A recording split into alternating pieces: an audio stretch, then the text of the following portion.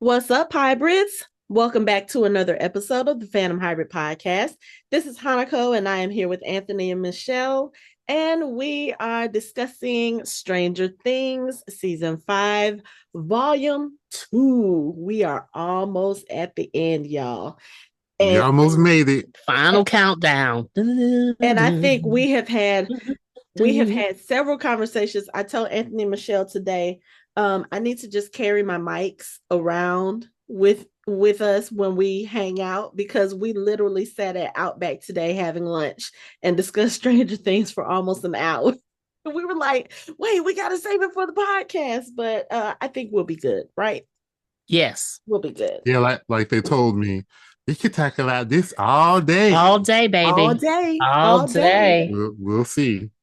Because between the things that actually happen, between the things we're seeing online, the discourse, between the different theories, there's a lot going on. There's a lot. So let's get into it. Yes. Volume 2, 3 episodes 5, 6, and 7. Where do we want to start? Because I'm I like, don't even know. I think we should just pick a character and talk about what happened to that character. Because, of course, again, if you're listening to this, we're assuming that you're caught up. So we don't need to do like full recaps. We just really need to talk about what's going on with these characters. Oh, yeah, because if you're listening to this, you have seen it already. You have to. You have to. You have seen it. And if not, spoilers. Yeah, definite spoilers. So and we will be very cognizant of not saying anything. Me and Anthony will say nothing about the play and its relations to what is happening. Because Hanako don't know, and some of you don't know, so we'll not. I think it's like less than 1% of the audience watching has seen the play. Right. Because but then there's some I haven't seen the play, but by product, I have seen the play through many deep dives on YouTube of people talking about the play. Okay, yes, and I can tell you from the curtain opens what happened to the curtain closes. But I hadn't been there. But I'm going to keep that to myself. The only part I know about is when Jamie Campbell Bower showed up on stage. And that surprised a whole lot of people. They were excited about that. Okay, so let's go with the main person. Let's go with Will. Let's just jump in. Let's talk about Mr. William. Because he had 3 big things happen in this volume. 3. Let's just say this for Will. This season, I feel like his character is really, really getting to do some deep stuff. And I'm glad because he's been he's been the main focus of the show for so long, but he's also been a sideline character for so long. Like, I think we talked about this in the last volume. He's always been the victim and not really able to kind of be out there really doing things. So to see him this season kind of own who he is and come into that confidence, come into that strength, to see his friends really have some confidence in him, to see his mother have some confidence in him, and for him to do the shit that he did in this volume. Applause for Mr. William Byers. Yes. I totally agree. However, before we get deep in what he did. Okay. However, coming off of volume 1, I was so hyped. Like, okay, Will is like, he gonna be that no limit soldier. Like, he is ready. Like, nothing's gonna bother him. And then we did still have a little bit of Will, but we still look crying and stuff. And I'm like, nah, Will, you don't need to cry. You don't need to. Okay. I mean, I'm just saying it was fine because I'm a crier. I trust me. It's growing pain. But I was like, no, you don't cry, boy. You just stand up. You did great. Keep going. Yeah. And my favorite is when he got back into the hive mind and fully he did it though. Yeah, he really did it with Vecna. Now Vecna pushed him out his brain quickly, but it was a struggle for Will, but Will did it. That was amazing. And I want to see a little bit more of that in volume 3. And you know what? I know this. My comment is not about Will specifically. It's tangential to Will. Is Joyce. because Joyce went from one extreme to the other, where she went from, protect Will gotta stay with me, to like, okay, Will, kill Vecna. And it was like, wait, it was sort of jarring for her to go so far to the extreme for me. Yeah. I'm not saying it was a big problem, but it was just one of those things where she had been so protective of him, so sheltering of him, that when and she realized maybe she needed to let go, she didn't just let go. She just kind of pushed him to this thing. And I don't know if it's because we watch a lot of this stuff or I watch a lot of this stuff. He's not ready. Like, he just figured out what he can do. But and the first thing you want to do is invade Vecna's mind and kill him. Right. Vecna's been doing this thing for 50 years. But right. So that means she, like, even though it was jarring for you, that is exactly right. Because she went from that mom where you like, oh shit, my kid's constantly getting beat up. Like, I gotta protect them. To, oh, like, they can do some things. Like, I need you to go whip some ass. I got plans. Yes. This is what you can do this. You can do this. I'm right by your side. I believe in you. You got this. So she turned into like a soccer mom real quick. Well, I won't even say it's real quick. I'm kind of in between both of you guys. Like, I'm glad that she's finally on board and that she's giving that she's telling Will that she has confidence in him. I do feel like it was also kind of a whiplash moment, but I also think she's paying a lot of attention to Hopper and the way he is with Elle. And I think she sees a lot of what she's doing with Will and what Hopper is doing with Elle. And it's like, as parents, we can treat our children one way and not see the way that we're treating them or how what we're doing to them might be detrimental to them. But when we see other people do it to their children, we see other people have that same behavior, and we're cognizant enough to recognize and be like, oh, wait, I do that too.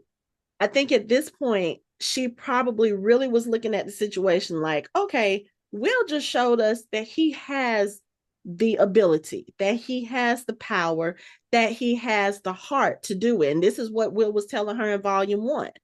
And I think at this point, she realizes, okay, you know what? If we're going to beat him, we're going to need everything that we can throw at him. And I'm sorry, as a parent, you can't expect the other man's child to do all the heavy lifting when you see that your child is capable of doing something. Right. And then you get hyped. Like, Hanako said it a better way, but you get hyped. Like, when you have, well, all of us, I think the ones who have kids, and you see your kid do an actual talent, and at first you'd be like, yeah, I don't really know. Like, okay, not really sure how this is going to go. And then you see, like, well, damn, they really good. Right. Okay, like, I'm all for it. And that's how, and to be completely honest, what ends up happening if this continues on and he has to continue using his powers, he's going to get tired of it. And she's going to be like, hey, use your powers to mow the yard. Hey, use your powers to pay the bills. And he was like, okay.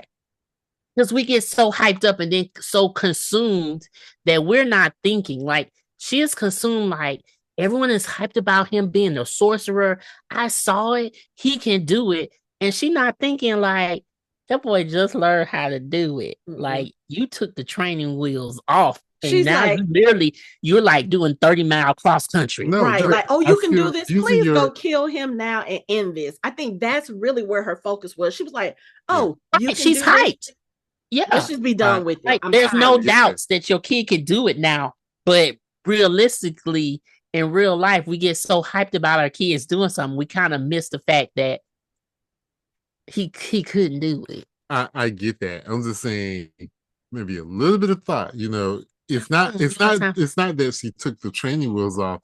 She just handed him the bike with no training wheels and said, "Go." Right, and I understand the hype. I get it, but I'm just saying, my issue a little more caution. You send him.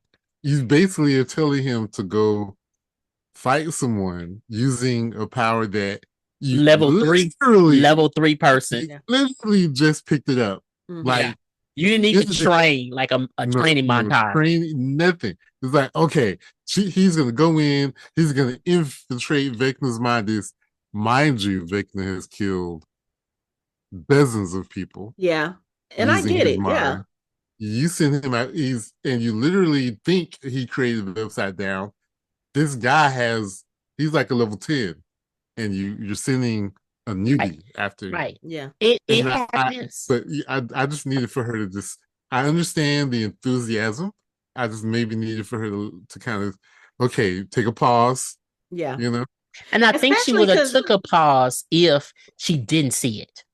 Like if they told her he did it, she'd be like, "Yeah, okay. We still gotta be cautious. You know what I'm saying? We can try this." But she saw it, and she just got thrown in the whirlwind. It's like you telling me, "I love you, Bailey." Don't take offense if you ever watch this or listen to it. Like, okay, she can sing, and I'd be like, "Yeah, can she really sing?" And then you're like, "Sing this," and I'm like, "Wow, she can sing." And then we get her on stage with Whitney Houston or something, and we're like, "Oh fuck no, I can't really sing." But then she also has. I mean, She we also, went from but she sung in the house to let's put her in concert with the right. backup Whitney Houston, and we're like, "Oh my god, but she also. Mariah Carey, oh my gosh, we did our child wrong." I got you. But she also just watched this thing tank the entire military unit, Yeah. right? The entire military unit left no one standing. Yeah, Yeah. but it's different. It's not in person. That's another thing too. He Okay. doesn't have to fight him in person. Okay. So she's like the mind thing. Joy's not getting it. I don't think she. Like I don't he think could she be put really. in a permanent coma. I don't think He she could be like really. Max. I don't think she really. I don't want to say. It feels like she doesn't really understand the true threat that Vecna poses. Mentally, she doesn't get probably that. doesn't. But the other Yeah. thing is, going back to what both of y'all were saying, if you think about it, yeah, she did jump the gun because, like you were saying about training, even Elle has to train. Right. Even Elle, who we know has powers and whose powers she's not siphoning off of anybody else. She's not borrowing. She's not tapping in. These are her own powers, and she still has to train. Mm-hmm. So yes, Will needs to train. And I think she just got a little bit overzealous. She was like, "Oh, you can do this. Let's just kill this bastard and be done with it." But again, something that we established in volume 1, Joyce does not always have the best plans. And I think somebody needed to remind her of that. Like, hey, wait, we might be moving a little too fast. I appreciate the enthusiasm. I appreciate her giving Will the confidence, because after that, I mean, yes, he killed the Demogorgons, but the kids are all gone. Vecna still has the kids. And so you can kind of understand how he would feel about that. Like, he's like, "Oh, I was able to do this all along, and I should have done it earlier. And then the kids wouldn't be here." Will, baby, you just not figuring this out. This is not like all of the stuff that they're dealing with in this volume, all of the science stuff, finding out the true what the upside down really is, all of this stuff, even Dustin being wrong about what he thought it was. It's not that you're wrong. You made a very good estimated guess based on the information you had, and then when you have more information, you're like, "Oh, wait, I was wrong. I was totally wrong. It wasn't that." But the fact that y'all have been doing this for 4 years with no battle plan, with no prior knowledge, y'all literally just got snatched up into this. Y'all have been doing great. I need Will to not be so hard on himself. Right, because he's training on the job. And that's not easy. That part. And that's what I would say to Dustin. I'm like, Dustin, don't beat yourself up, bro. You're like 13 years. You were 13 years old. I mean, we're 16. No, Dustin, when they were trying to figure out what upside down is. Mm-hmm. Okay, you were wrong, but dude, you hadn't even gone to like college and wrote papers. You're doing this with high school level science, right? And it refers to Scott, so it's okay. It's okay that you're completely wrong. Don't beat yourself up over it. He don't like being wrong, so that's his problem. Yeah, and we'll get to Dustin and his problems later on. Okay, so back to Will. Yeah, back to Will. But I'm sorry, that was okay. We have a little bit of cursing here. It was badass. That was Mhm. it was badass. It was the Michelle, you don't greatest have thing. to apologize every time you curse. Right. That's what I'm saying. I'm gonna start it now. Okay, that's gonna happen, but it was badass. It That was was. simply just, simply. I Yeah. mean, you paid the price for it, you know. But you You were also learned taken. a lot. Yeah, you did. You were able to confirm to Lucas that Max is around Mhm. and that Holly is there. And Holly and Max are together. Mm-hmm. You got Max out of there. However, then you turned around and then you were the spy and told where Max was. But that's okay. Wouldn't you if somebody was digging their claws in your head? I'd be singing Right, like I a would. fucking I mean, canary. me too. At least he made it to, blood coming out of his ears and eyes. I Mm-hmm. got one single blood. I'm like, you got the information. I'm good. Right. Right. He said he fought. He really He said he fought. He fought. did. And But the thing that got him, which we find out later on because we don't actually see it, but we find out later on, is again, Vecna uses secrets. He uses people's worst fears to get at them and to manipulate them. And this is what he does to Will. And Will has, in this episode, finally, his big coming out scene. And I say Right. big because it wasn't just, he started out, he was just going to tell Joyce. And then here comes Mike in the room. And he's like, you probably need to hear this too. Matter of fact, get everybody in here. Everybody. He Everyone was like, you come. know what? If I'm It's going to pull story the time. Band-Aid off, I'm going to go ahead and pull it all the way off. Mm-hmm. So literally you have everybody. And I think it's been a while since we've seen everybody together, all of the adults, all of the young adults, all of the children, everybody is there. Season Even 3. Max at this point. Mm-hmm. And he has his moment. And I'm gonna admit, the first time I watched it, I was like, this has got to be the longest coming out speech I've ever seen. It was. People measure the But time. the second time, and I think the first time I watched these episodes, like I was right there on the precipice of being emotional, but I think I was so scared of what was going to happen in these episodes. I was trying not to, to freak out or to cry or whatever. I was just like, I'm waiting for the shoe to drop. I'm waiting for the shoe to drop. So I don't think I really absorbed it. The second time I watched it, however, I'm sitting here bawling like a baby and just noticing the little stuff. As soon as he started talking and he started saying little things, and the camera pans to Jonathan, Jonathan already knows what he's about to do. Yeah, And you he see that about to. small smile on Jonathan's face, like, yes, Mm-hmm. he's about to He do it. starts He's crying proud. too. Mm-hmm. Then you see Robin kind of Mm-hmm. over there, just kind of nodding, encouraging him. And Will is telling, his friends about all this stuff. He's like, look, he was like, Vecna uses people's secrets against them. He was like, and I have a big secret to tell you guys. And I got to say, Noah Schnapp nailed it in this scene. And I don't know if it was also like just his personal feelings about his sexuality, because he did come out as gay a few years ago, I think season 3 or 4.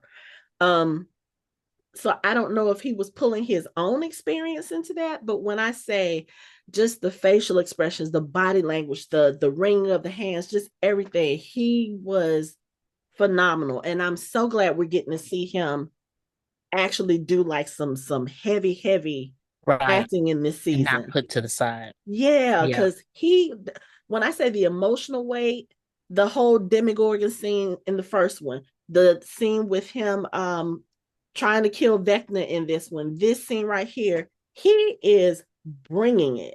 And when I say I watched that scene, and it was just so emotional, and listening to him talk to his friends about, oh yeah, we like this and we like that and we like that, and I was like, you know what, this is really cute, because he's giving them reminders like, hey, we like all of these Yeah. things except And for I'm this not one thing. different. Right. Right. He was nervous.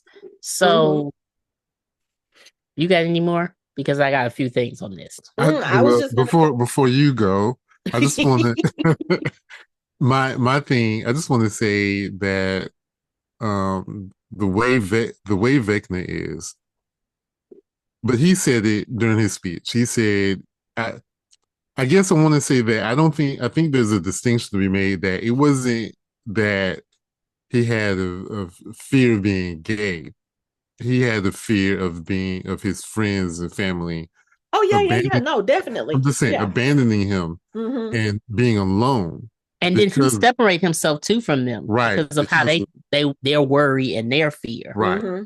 So and I think that's a distinction that we need to make sure our But audience is. no, Yeah. you know what? To be fair, though, I think it is fair to say that he might have even been afraid of being gay. I mean, he says as much in there. He was like, I didn't want to be different. He was like, I didn't fit, want to tell y'all I was different because I didn't want to be different. We have to think about it. This is Yeah, but 1987. Let me finish. specifically, Let me no, finish. specifically, he says Vecna showed him that he would be alone, Yes, and that's what he was afraid of. but what he was talking about before, he did say that he was also afraid of being different. He didn't want to be different from his friends. And we have to think about it. This is 1987. This is right in the height of the AIDS epidemic. This is when there was a lot of backlash against gays, especially for someone his age. So yeah, he probably did also have that fear as well. But you're right. What Vecna showed him was that his friends would abandon him, his family would abandon him. But that fear has to start with the fact that, oh, I realize this is who I am, and I'm not sure if I'm okay with that. I'm scared of that. And I he think has been that's what scared of it. and I think with that one, he was processing that with Robin, Mm-hmm. the fear of being different. Mm-hmm. And then he then became okay with that. And then when he got taken over with Vecna, it was, and not that they abandoned him, like he even said, I pushed people away because I didn't want to see how they were, their fear and worry about me. Yeah. So I didn't want to, and that was deep. But here's my points. Now y'all know I'm crazy. One, I'm confused about how if this is his coming out story. Mm-hmm. Why are we judging, first of all, how long it was and how many people in the room? Everybody got their own story to tell. Right. Like I never had to come out, but I may want to come out a little different than the next door neighbor came out. Mm-hmm. But why are we putting parameters around how he came out? I've seen a lot of that. Oh, and that really the bothers online me. discourse. Yeah. Yeah. Because like it was too long. He says too many things. It should only be, first of all, let's go back to what y'all said. It could not be just his mom. Because the thing is, if he just told his mom, of course, Joyce is like, I'm not leaving you, honey. I'm going to live in your basement with you. She ain't going nowhere. Right. But Vecna showed him everybody. Yeah. His friends. So he had to tell everybody. Mm-hmm. And then this is not the time to be like, okay, I only need Lucas, Dustin, Steve. No, Steve, you can stay in the other room. Robin, yeah, I need you to come for encouragement. Okay, Hopper, I don't need you. Like, this ain't the time to be like, I only need these 4 people, not this group. Everyone just come in here. Yeah, look, let's just get this over with. Let's just get it over with. Because once I tell a whole big group, if anything, when you have to tell anybody something and you tell a whole group, after you tell a whole group, you good. Mm-hmm. Mm-hmm. But I'm not going to tell 2 people here, then go into another room and tell these 2 people and have a whole day of me trying to tell them that I'm gay. That's not happening. Yeah. Yeah. Okay. That's one. Second of all, little shade to Will. Will, you did not have to throw Robin's business out there, but thank goodness no one knows about Tammy. Thank you. But Steve. Yeah. I mean, thank you. But I'm just saying. Yeah. So Robin, don't say nothing about Tammy for another year until you're ready to come out. No, because you know what I think this scene also did? The scene also showed Robin that these are people she would be safe with. Oh yeah. Yeah. I'm just making a joke that he threw Tammy out there and I'm like, that's not her. That's not your story to tell, dude. Keep Tammy in. Keep Tammy in. But again, and then for the people who didn't know, come on now. So at this point, I'm starting. Y'all can put the information in the comments. But we have known that this has been Will since season 1. And if you're not sure about season 1, you definitely know in season 2. Yeah. And if you're not sure about season 2, damn it, you know in season 3. And if you weren't sure in season 3, You don't You know about the definitely picture knew he in drew in season 4. season 4. What Yeah. show you watching? Right. And at this point, I don't think you're really watching Stranger Things and really digging in like we are with Stranger Things. I think you just coming along because everyone's excited about Stranger Things. Yeah. And there's nothing wrong with that. I've done that with plenty of shows. However, this is this boy's story. And again, this is the end. We're not getting them anymore. So we needed him to come out. Yeah. And we needed him to point out to Mike that you are the crush. And you know what? It's so crazy. Specifically pointed out. Oh, who else would it be? It wasn't Lucas. It wasn't Dustin. When he said it, he's looking at the he's looking at the whole group. And then when he said, but I had a crush on someone, his eyes specifically went to Mike. And if you look at the way Mike reacted, Mike didn't do a whole big thing, but you could tell from his eyes, he looked and he was like, oh, wait, that's me. But not only that, Mike was the one in, I think it was season 2, who pointed out to Will, he was like, it's not our fault that you don't like girls. I think Mike had a double realization there. Mike realized, one, oh, I was the crush, but he literally said, I had a crush on someone, but I realized it was not about that person. Okay, so he already is like, oh, okay, so this is not going to be awkward because it could be awkward at the beginning. We best friends. I get it. I'm your safe space. On the other side, he's like, oh shit, I may have realized this way before anybody else did. Right. And when he said it, when he did say it, it's when he said it, I don't even think he was thinking that because at sometimes people are into, even if Will wasn't there yet. Our maturity level are different. Like some of us got into boys and girls. Oh, that doesn't sound right as an adult saying that, but we had some of us had crushes a little earlier. Yeah, some of us were kidnapped by Vecna and held for a while. So yeah, that would cause some... So like our love interest came at different times. Right. Like even let's just point out, okay, if Will wasn't gay, like Will may have just still been in playing with toys and D&D, and he wasn't interested in, his hormones didn't hit. He wasn't interested in anything at that point in time. Well, first of all, damn it, I've been kidnapped. I'm behind, even though I wasn't kidnapped that long, but I'm still a little bit behind in you. I'm still trying to get my bearing. I'm still trying to figure out why that slug came out my mouth in the sink. So I'm having other issues that I'm not thinking about dating at this point. Mike, you only think about dating because Elle popped up in your basement. You get what I'm saying? If Elle didn't pop up in your basement, you may have not thought about anybody either. No. Dustin only finally thought about somebody in season 3 because he went to camp and found someone super intelligent. If he didn't go to camp, he wasn't liking anybody. He did like Max. They all liked Max because she was different. Yeah. But that was only so come on. Yeah. But that was just my thing about Will. Let him have his moment. Like damn, everyone has had their moment. Literally, we've been having Will and his neck hairs for years. He hadn't had much to say. He's awkward. He's trying to figure out life. And finally, he has got his feet on the ground. He is doing some things. Yeah. And y'all won't give him that 7 minutes of dialogue? Let him have it. I think at this point, Will has earned it. He has. Well, first of all, I'm sorry. This is another podcast. He been violated since season 1. I think he can have whatever he wants. Yeah, then he got violated again. You are so right. Because y'all can't tell me that is the most disgusting thing. Whatever they pumping into the kids in their mouths. I'm sorry. It's horrible. Listen, sound effects. When that thing went into Derek's mouth in this, I was like, you know what? I don't need to see, like, if it had been Thomas, I would have been okay. And it doesn't go gently. It's just I mean, jam right into the face. Aliens. I can't. Jam right into the face. I was like, oh, can we be a little bit more gentle with the kids? But no. Vecna don't care. No, and since fuck them kids. Yeah, he has. And I'm about ready to too.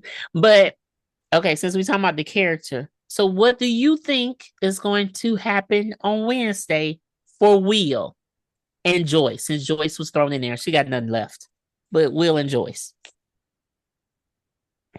Okay, so I guess I'm going to encompass this whole thing because we've been talking back and forth about characters and who we think may survive, who we think may die, whatever, whatever.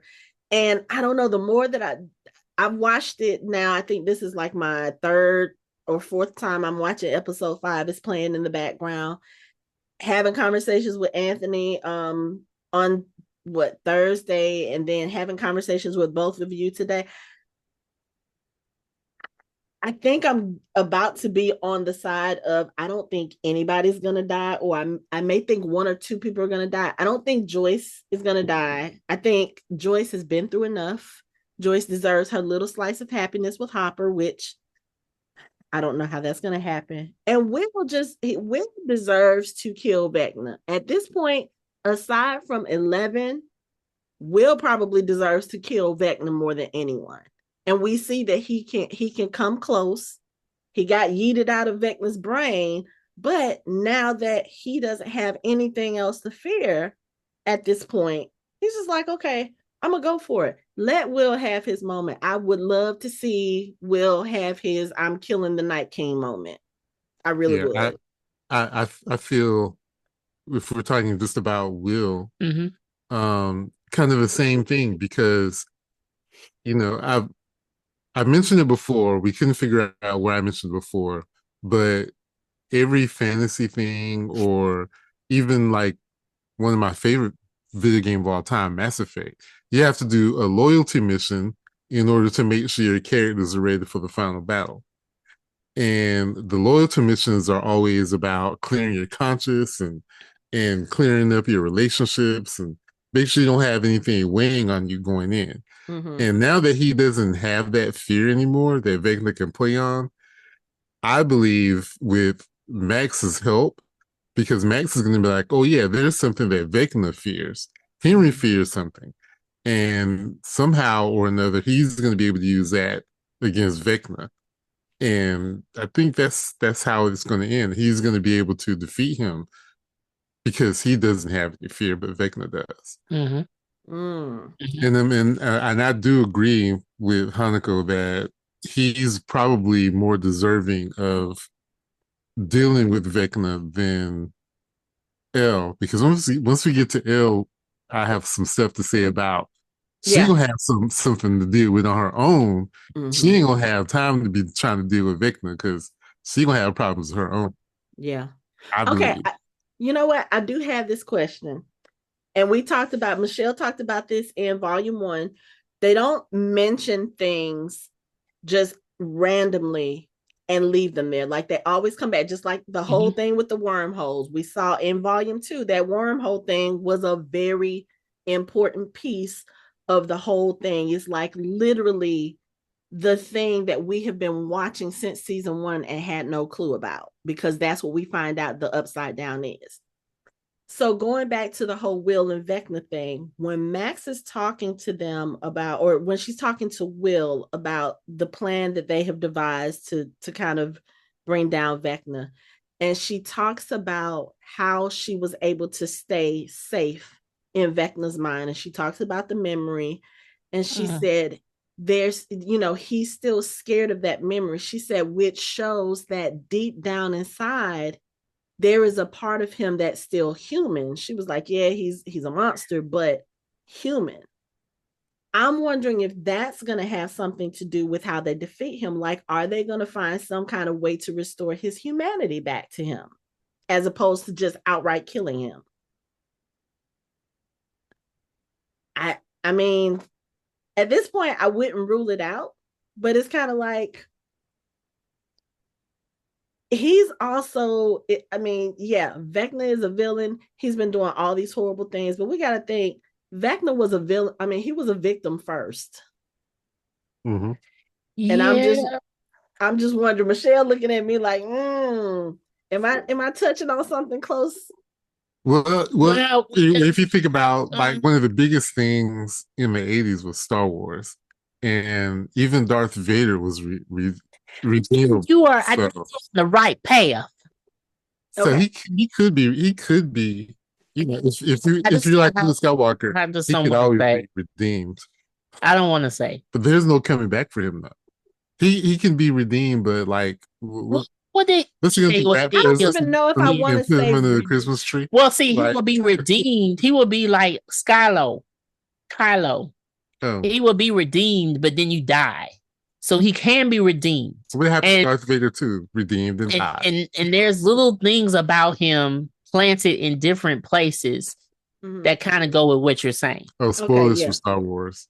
Yeah. So and that's why that's why, Yeah, knowing certain things, yeah, you're on the right yeah. path. And I believe that. But it's like I We won't have even to say. I'm gonna help everyone. Like I know what's happening. Like, the Duffer Brothers, like, Yeah, like send me a message. But you have inside scoop that no, you I don't know don't. about.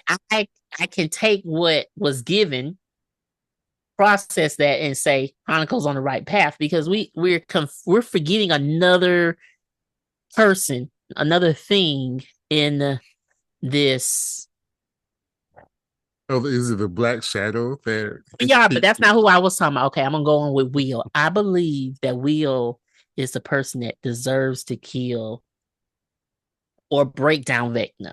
Maybe not kill Yes. him, Okay. but break him down. Yeah. Okay. Okay, because he is the true victim of Vecna and all the things that's happened.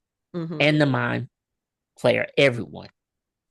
Ale just got duped in the Yeah. hospital. That's all she did.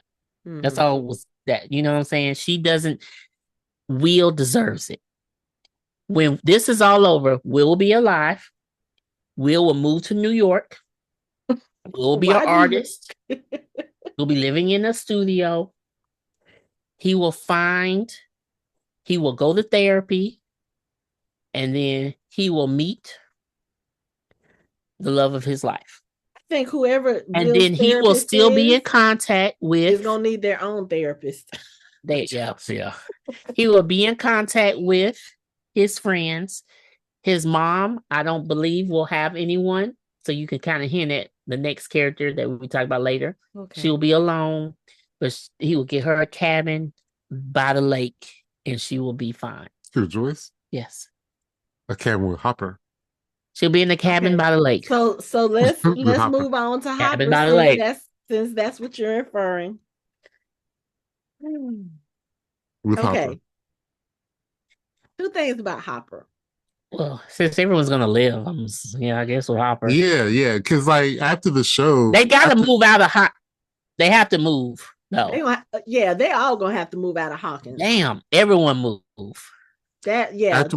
After we finished watching volume 2, I did a lot of thinking, and I was like, again, just like all the fantasy books I read, the people have to get a happy ending after they finish the quest, and you can't get a happy ending by dying. So I don't think they're going to kill anyone. I think everybody is going to survive.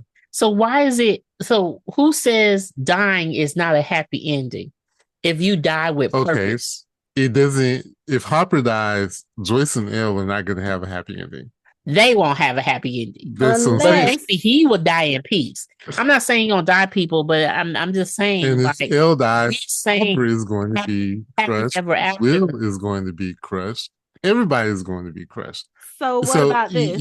We can't lose anyone because everyone has to be happy. Everyone will feel sick. No one's gonna die. So Callie's dead. Callie's dead because I'm okay with She came in too late. And she's already trying to get Elle to commit suicide. So yeah, but Hopper and Joyce will be together. Thank you. That's all I wanted to say. Hopper and Joyce in the cabin by the lake. I really want Joyce to be by herself.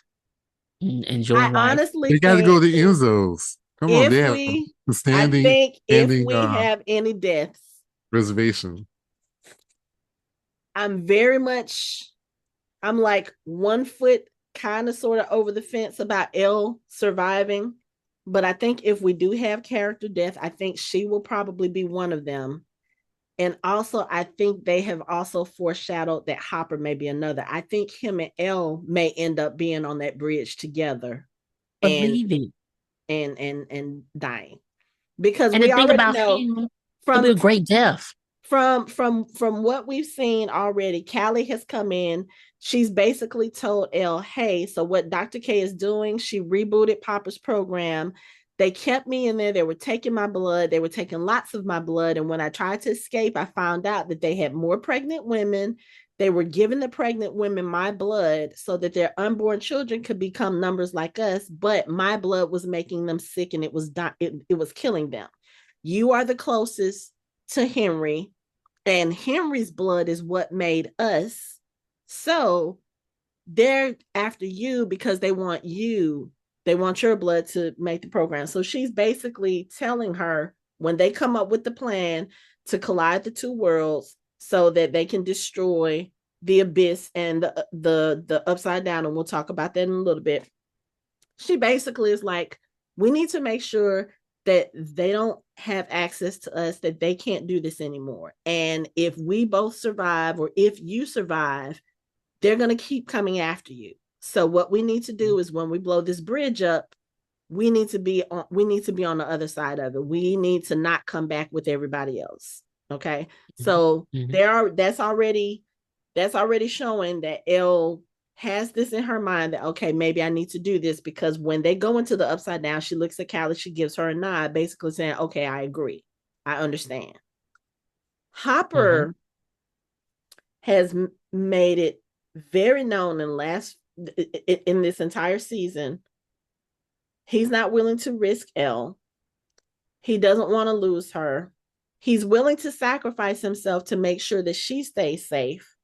I mean, he had a bomb strapped to him in volume 1 and was going into what he thought was kill Vecna. Now, at the beginning of volume 2, we see them going to the little church in the upside down. They show us his bomb on the back of the truck. The bomb is still there. It's still, I'm assuming it can still be used. When Dustin says, okay, when we're on our way back from the upside down, we need to drop a bomb in there and close it all off. That way, none of that can get through again. I was like, okay, here we go. Hopper. And then we have the conversation with Hopper and Joyce. Hopper's like, I can't risk her. I can't lose her. I can't. And the way he says it, I can't. He's basically telling Joyce, I'm not about to lose another child. I will do whatever I have to do not to lose this child. If that collie girl steps out of line, I will kill her. He's not going to lose her. He was like, I will not hesitate to kill her. Hopper, I think, if he realizes that Elle is going to try to sacrifice herself, he is going to stay behind with her, because that way now they can't use her to continue the program. And Hopper has the bomb. He's probably the only one who knows how. Well, I won't say he's the only one who knows how to use it, but he built it. So he's the best person to know how to set it off. If Elle ends up sacrificing herself, he's going to stay behind with her. Right. And the thing about it is, what you didn't think about for him. I didn't think about. What you didn't think about. What you didn't think about was, in volume 1, a couple things you think about. In volume 1, 2 things I didn't think about. In volume 1, he was literally really at peace that he was going to blow it up, and that he got to see his daughter. It's going to happen again. Like, he right now, he loved Joyce, but if he can see that Elle is safe and taken care of, and that he can see his daughter again, he's willing to go. That is his happy ending. Joyce can find her another man. My thing about it is, he's already done this. He did it at the end of season 2, right? Yeah, but this time he finally dies. He dies a good death. Yeah, I'm pretty sure he was. What's that in Superman, Man of Steel? A good death. And possibly with his other daughter. Right. Really, like, honestly, that we keep seeing his daughter from season 1. So basically, for him. And I also feel like he thinks like, I feel like Hopper feels like this would be his penance, and this would be his way for making up for Sarah, because what did we find out in last season? He felt guilty about Sarah because he knew going into his marriage that he shouldn't have been having children because of what they did to him in the military. So we already know that he feels like he was the one that killed her. And that's one of the reasons why he's so adamant about saving Elle. So, yeah, if there are any deaths, I think it probably will be him and Elle, and it will be them together. Now, that's not to say I want that, because yes, I would love for them to figure out a way to, I don't know, come back and everything's okay. Maybe when they get back, maybe when they destroy Henry, or restore his humanity or whatever, maybe they find a way to erase all of that from them. Maybe something in the abyss will take that ability from them. I don't know, take Henry's blood out of them, make them regular humans. I don't know. Maybe the sacrifice of Kali, because Kali is going to die. That much I'm sure of. But maybe whatever it is they do to Vecna, what happened to Elle, maybe when they come back from the abyss, Elle will be a regular 11-year-old girl. And everybody can live happily ever after. She can have a normal life, because if she comes back with her powers and she has children, those children might have the same issue, not necessarily issues. They might have the same powers, they might have the same abilities, and then her children will be targets. They would be targets. So we have to figure that out. They have to figure that out, but they don't have to figure it out, because she can still be a target, and that can be something in the future they can go back to. But that's not really a happy ending, because you're constantly in the run. Just take the powers from her and let her come back to the right side up as a regular girl. Let her live her life with her boyfriend and her adoptive father and her friends, and let her go off and be somewhere where there's at least one waterfall, and be done with it. Right. Since we're on Hopper and 11, I'll go with Hopper. I mean, there's not much to say for him in this season, this volume, that he's a great dad, because that 8 is full of shit. She's full of shit. Mm-hmm. And you over there making all the kind of facial expressions every time she talks. And I'm with you, sir. I don't like her creeping up behind Elle. I don't like the comments she has. I'm like you. You only known her. I've known her. We grew up together. That was a long time ago. That girl is different. I really know her. Like, we spent time in a cabin alone, barely no television, no company for a year. Yeah. And then a year again. And currently. Come on. Whatever. Yeah. But I'm not going to say I feel like Kali is full of shit, because I do believe that she believes what she's telling Elle is true. And I believe that there is a bit of truth to it. However, it's something else. I'm still not convinced that she is on our side, quote unquote, our team side. There's something about her that just don't seem right. Yeah. And that's what he's feeling. So to me, that bitch got to go. Yeah, she does. But Hopper, another thing that people have pointed out is, oh my gosh, no one is saying that he is alive. Friends, Hopper has been, they have conversations outside of what we see on the screen, so they just told.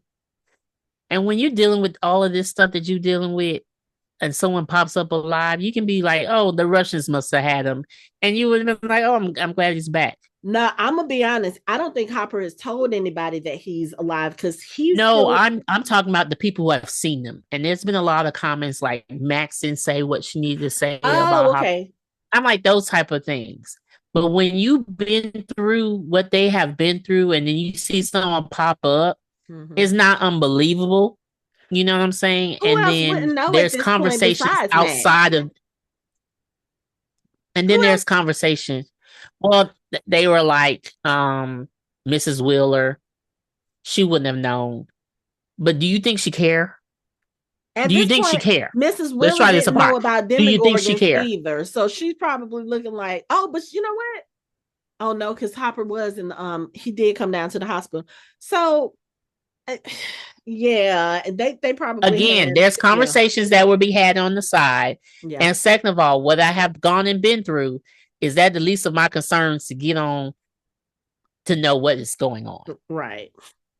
And now, first of all, Mrs. Wheeler can barely talk. So in her mind, she could be thinking, "Oh, I thought that damn dude was dead. Okay, maybe he's alive." And then her next thought is, "Why the hell everybody at my house? Don't he have a house somewhere that they could have went to?" See, that would be the thought she would have had. No, you know what she's probably thinking when she's in that hospital and she sees Hopper? She's probably looking at him, and the fact that she just blew up 3 demo dolls, she's probably like, "That's not the strangest thing I've seen today. Right, that's what I'm I'll saying. figure And that out again, later." why they couldn't go live with him? Because there was too many damn people in my house. But she probably figured, I mean, Hopper was declared dead. They probably sold his little trailer that he was in the first season. He living somewhere. He's so showing up at the hospital. He's clean and not dirty. You know So he's what? somewhere. But I don't think you have she to could. let go that sometimes there are conversations, and then sometimes you've been in situations where you be like, "Oh shit, I didn't know that," but we'll talk about that later because that's not what's important at the moment. No. No. But the other thing is, so if we want to talk about things that don't make sense or whatever happened to Derek's family? So they're still bound They better down not be. in the They better farmhouse. not be. Who's gonna go? Who's gonna go looking for Probably who look at this point the neighbor should have done a well check. We haven't seen the I can't remember what their last names are, but we haven't seen them in the last couple of days, and the police go in and them? look. Turnbows. And oh, the Turnbows, yeah. The and Turnbows. and here they are. They go into the house and they find a hole in the floor. They find the wine cellar wrecked. They're probably like, where are these people? I mean, but that's just what I was wondering, because I was like, y'all made a very big scene of them being kidnapped, and now we ain't thought about them. I mean, I understand they're not thinking about them; they got bigger fish to fry. But yeah, it would just be nice to know what happened, especially since Vecna used them to threaten Derek when he realized Derek was turning, and the way he described them, he was like, what did he say? Your stupid father, your fool of a mother, and Your snake of a your mother. snake of a mother, and your something sister. I was like, what does he have against them? Like, he made it seem like it was really personal, which also makes me wonder because Derek's family is comprised of the same makeup as Henry's family was: mother, dad, sister. So I don't know, but yeah, I mean, Hopper being alive is not it's not the shock or surprise that I think it would be for anybody. Maybe the police department, but like we said in our earlier conversation today, we haven't even seen the police department in this season, which is weird because they've been in every season, at least freaking frack. We haven't seen them at all. So it's kind of like, did the military kind of disband the whole police department? Like, yeah, we gonna worry about this, because even if the police department goes and investigates something weird, if it has something to do with what they're doing, the military is just gonna come in and take over it anyway. So they probably sent them on early retirement. Like, you know what? Yeah. We're gonna send y'all out of the town. Don't come back. Don't worry about your jobs. Here, we're gonna send you to the big city. You get a big promotion or something. I don't know. But okay. So is there Yeah, we anything else got we need to say about Hopper right now? Aside from the fact or that L. I think L we can sprinkle throughout this episode, because there's so many different parts that she kind of goes into, as far as like having to go find Will and all this other stuff. So I think we can talk But to about be her. completely honest, I don't have much left to talk about with L. And I know that was one of the concerns that people did have, was it was so strong, L, and they feel like she's taking a back seat. But I'm like, I'm okay with that because Will was in the back seat. So now Will is in the forefront and L is supporting him. Mm-hmm. Because honestly, we get to it. This has been about characters, but what did the show start with? It started with 4 boys. Mm-hmm. The core group. Right. And that it's the core group. Yeah. So it's okay that L isn't in the forefront. And first of all, right now, L is dealing with her own issues that she has to deal with. Mm-hmm. And is figuring out what she wants to do. and Yeah. making that decision of how she's going to move forward with her future. So I don't got time for stuff that can be taken care of by other people. I do what I do, True. and y'all do what y'all do. So I True. need y'all to be. Some people got to step up. I'm like, damn, I've been doing this for a long time. Like, step up. And y'all stepped up in the past. It's time for y'all to step up. She doesn't need to be in the forefront. No. Now This is she a got group. somebody to share her load. I mean, Will doesn't have powers like she does, but he's You can do some things. he can do some things. He just needs to now Mhm. I mean, there is no time for training because by the end of volume 2, we are at November 6th. We are at the day that Vecna is supposed to be merging these worlds together. So he doesn't really have time to train, but he's gotten that confession out. There's literally nothing else Vecna can hold over him. Nothing. So, yeah, let him share that load. Let Elle kind of take a back seat right now because again, if Elle ends up doing what Callie is suggesting she does, she gonna have her moment. Yep. She'll have her moment. Yeah. And she's had plenty of moments over the last 4 seasons. So she all right doing what she doing. She good. You know, we have other characters that we want to talk about and that we want to see have some stuff going on. And moving on to that, I want to go to Dustin. Okay. I'm so glad that fight with him and Steve happened because it needed to happen. Yeah, because I couldn't see Dustin anymore like that. It was bothering me. It was painful. Yeah. Very painful. Just to Because he see. was always the kid that was just so excited and he like was happy. Mm-hmm. Like just a happy kid. Yeah. And excited about things and to see and then see how it affects him and Steve relationship, that really bothered me. Yeah. And also for him in this season to talk about acting their ass off. That scene, the scene with the fight, and then the scene where he keeps Steve from the staircase and basically keeps Steve from dying. The acting in that was just so heartbreaking, but it was Yeah. so good. It was It so good. was. And then I like it was a two-parter. Like, Steve, no, I can't have this happen again. Like, he literally can't happen again. And that right there told me Steve will not die. Because if you kill Steve, like, Dustin gotta die. Like, this boy his life will be horrible for the rest of his life. Yeah. To lose two important people to him. He will have abandonment issues. He would. And then, like, he would not have good relationships. No. So, and I hope they think about that. But again, we don't think anyone will die. But did I not think about it?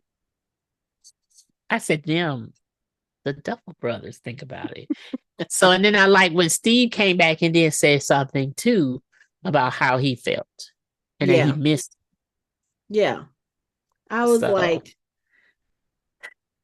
this is so great because you got two guys who are being open and honest with their feelings, who are like, okay, hey, yeah, I fucked up.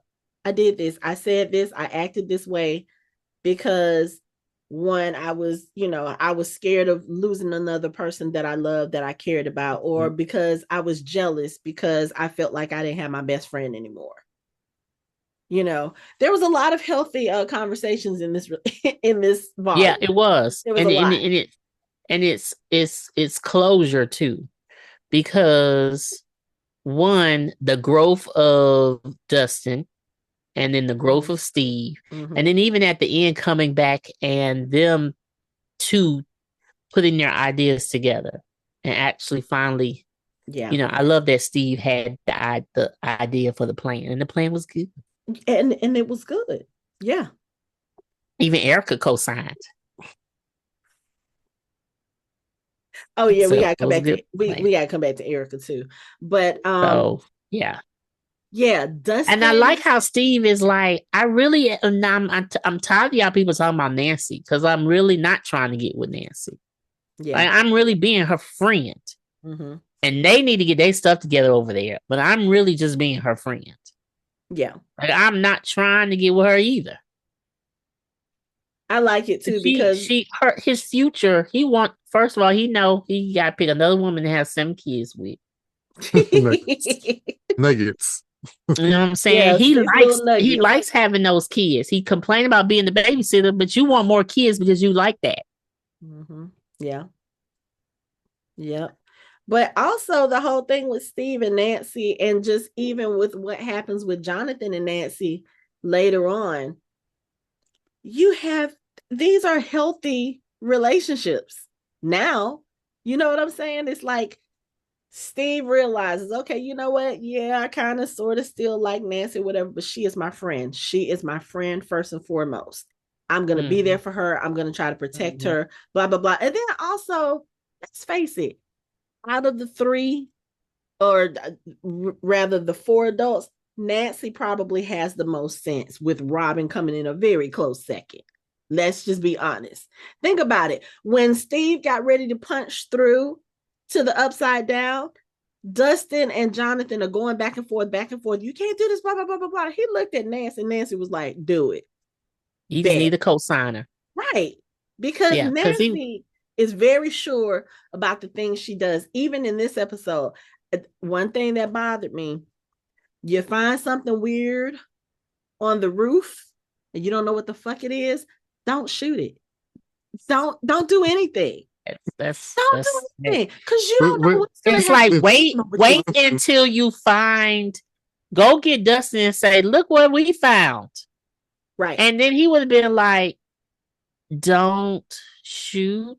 I know what this is." But also, how do you not understand what he was saying on the radio? Because I understood it very, very well, even though it was crackling. But you still don't shoot that shit. I mean, at least throw a rock. Even Jonathan was like, "Are you sure about this?" She's like, "No," and you still pull the trigger? Okay. No, let's wait. Can we wait 10 minutes? Right. So, because at this point, waiting another 10 minutes ain't gonna hurt. You know, Dustin and Steve are in the building. All you have to do is just if you can't get them on the radio, open the door and yell down to them, "Hey, we found something." Because yeah, I had a problem with that. But again, when Nancy makes a decision, she makes a decision. She doesn't go back and forth. She doesn't hem and haw. But yeah. But going back to the whole Steve and Dustin thing, Dustin needed that release. And the one thing I liked about it, even when Dustin got violent, when he was trying to fight Steve, when he was like, you know, letting out all this anger, Steve, even though we've seen Steve get mad and fight back, Steve didn't try to fight back. I think he knew at that point Dustin needed this release. Dustin needed to do something. And I feel like he kind of baited him for that reason. Maybe I'm giving him too much credit. You're giving him too much credit. But I think he knew at that point, like, something has got to give, or else all of this is gonna go to shit. Well, let me not say you're giving him too much credit. I think you're right that I don't think he realized what was happening until it started happening. Like, yeah, he baited him, but I don't think he baited him for Dustin to blow off any steam. I think he was just being Steve. And then once it started, he realized, oh, something's really going on with him. Yeah, right, because he really didn't fight him back. Yeah, because because at one point he's like, okay, hold on, wait, stop. You know, because he realized what was happening. Yeah, but I don't think he was baiting him to get him to go to do that. I think he was baiting him because he's Steve. He was pissed. They was done. Go back and forth, and he really was done. Yeah. No, and he told, but then he realized, some things he shouldn't have said out loud. And he was like, "Oh wait, this is more than what I thought it was." Yeah, and that's why he didn't fight back. Yeah, you know, because he was throwing him around. He was like, "Okay, that's enough. Chill out. That's enough. I get it." Yeah, but as he's tossing him around. And it wasn't even really tossing him around. Like, he was trying to stop Dustin. He was, but He he was just did push like, him off a couple. He did push him off a couple of times. Like, yeah. okay, get off me for it. Yeah. But I'm glad he got that out of his system, because then when the next scene comes and Steve is like, look, I'm going to try to save them, blah, blah, blah. He was like, no, you can't do this. Stop being selfish. I just, And it's almost like I almost feel like maybe Dustin unconsciously was pushing him away. No, I think he was consciously doing it. I I think don't he was know. I think he was I doing don't it think he because he was was really. saying he didn't want to lose anybody. And here's the thing But I with think Dustin is smart enough to know that. I think Dustin realized that's what he was doing. But I'm saying when he was doing it, I don't know if he was consciously aware that he was pushing. He was probably I don't know if he was pushing all of them away, but he definitely was pushing Steve away. But I don't know if he was actively doing it on purpose. I feel like he was. I don't think he made a conscious effort to do that. I think he just I think in his mind he was like, you know what? I got this other thing I want to deal with these bullies and focus on that and not worry about Steve and not really understand what was happening deep on the deeper level. He didn't until then. Not until then, not until he Not until started then. breaking down. Right. Then And he I was like, I realized don't where want to that lose was. you. I don't want to Yeah, he lose you. was realizing where they're coming from. Because Steve said, I miss my friend. He's like, I miss you too. You know, Yeah. so I don't think he consciously was doing it. I just think It was unconscious, like we do. We do we do that. those things. Right. Which is if Steve dies, he's gonna do that in relationships and not knowing that he won't commit to a relationship because his fear of losing someone. And see, So he I was felt doing a like he lot of was. things, and then he wanted to fight. He had a lot of anger. He needed to get it out. Mm-hmm. So that's what his whole issue with the bullies were. He was still connecting with his friends, but he was still holding them at an arm's reach, but not all the time. I think he did a lot more with Steve because Steve does things that will cause him to die. Mm-hmm. And he did say, "You always got to be the hero, right?" Always and that is the thing. Like he's also mad at Steve because Steve didn't save Eddie, but then Eddie saved Steve. But then Steve was right about Eddie. Like y'all didn't really have to do that. Eddie was supposed to protect you, and this is what happened. And it happens because Steve does the same thing and it works out for him. But it didn't work out for Eddie. And Dustin knows that. He knows that Lucas is going to do so much. Lucas is going to be all right. Max is going to be all right. Not Max, I'm sorry. Mike is going to be all right. All right. And Will's going to be all right. But Steve, yes, a lot of it was pent up towards Steve. And then to get it all out, the bullies. So he had to interact with them. And he figured that out when Steve was about to do something that will cause him to actually die. And you're faced with that truth. Yeah. I feel like he was conscious of what he was doing simply because I think it was easier for him to push Steve away and be like, okay, you know what? I can keep him at arm's length, but at least at arm's length, I can still see him. I still like, there's not as much of a chance of him, maybe me losing him, because I guess he could have felt like if he pushes Steve away, Steve will kind of disengage from that whole group and all the stuff that they do, and he'll be safe. And I think, again, I think a lot of it too has to go back to Dustin having a lot of guilt. I think he felt guilty about Eddie. Some of that guilt transferred to the whole Steve thing. And I think he was just kind of like, okay, you know what? I'm just going to keep him right here. And I'm just going to shout at him, and I'm just going to, make him not want to be around me, and he'll be okay. At least I'll know he'll be okay. I might miss him, but he'll be okay. But anytime they're You giving together, him too much credit for his age, Hanako, honestly, or even he's any 16, age. 17. I remember what Right. it's like being 16, Right, 17. but you don't consciously say I'm pushing someone away either. Yes, you do if you're dealing with grief. Again, I've been there at that age. I have too, but I'm like working with people. You do little things, like we all do things, and when you look at the whole picture, you are pushing people away. There's some things he's saying that he's doing that he's pushing away, but a lot of the stuff he was doing he was doing out of his anger and his grief, but not knowing that that is causing you to further put a rift in your relationship with someone else. I don't know. I don't think he woke up this morning and say, "I'm going to keep pushing Steve away." No, I think Dustin is. But when Steve comes in, Steve comes around you, you start feeling certain things, and you start saying different things that's going to cause you to have a separation. Okay. We can agree to disagree. Right, because you even look at the scenes. I told him, I said, look at the scenes when they're all in the woods. Like there was even a moment where he was playing with his friends and you can see the old Dustin. And then as soon as they separated, he went right back. And he probably didn't even realize. And people probably didn't even realize if you looked at that scene.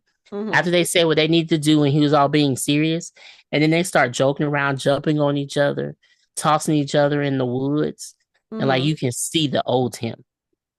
And then as soon as they separated, he went back to everything, that weight being back on him. Okay.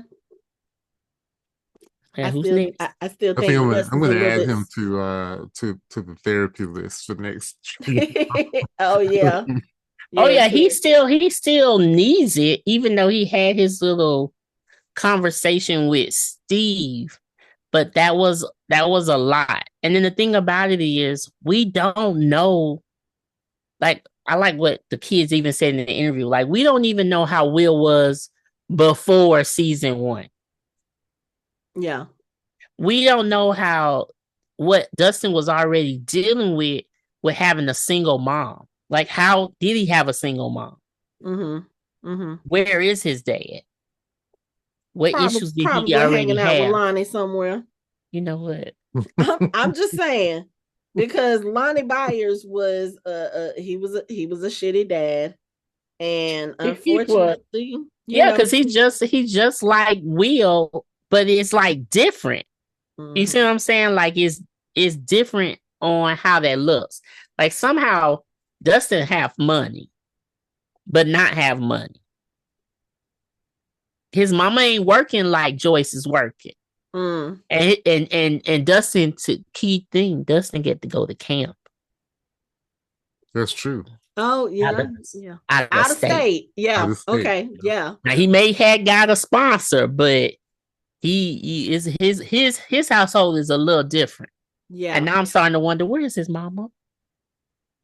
Sitting at home answering the phone because a new cat. They got her another cat after that. Yeah. Sitting at home answering the phone because we at least know, because I think when Dustin missed the squawk, they called his house looking for him. And they was like, I just talked to Dustin's mom. She hasn't heard from him either. So we know she's somewhere. She's sitting over there with the cat. She's sitting on that couch with that cat.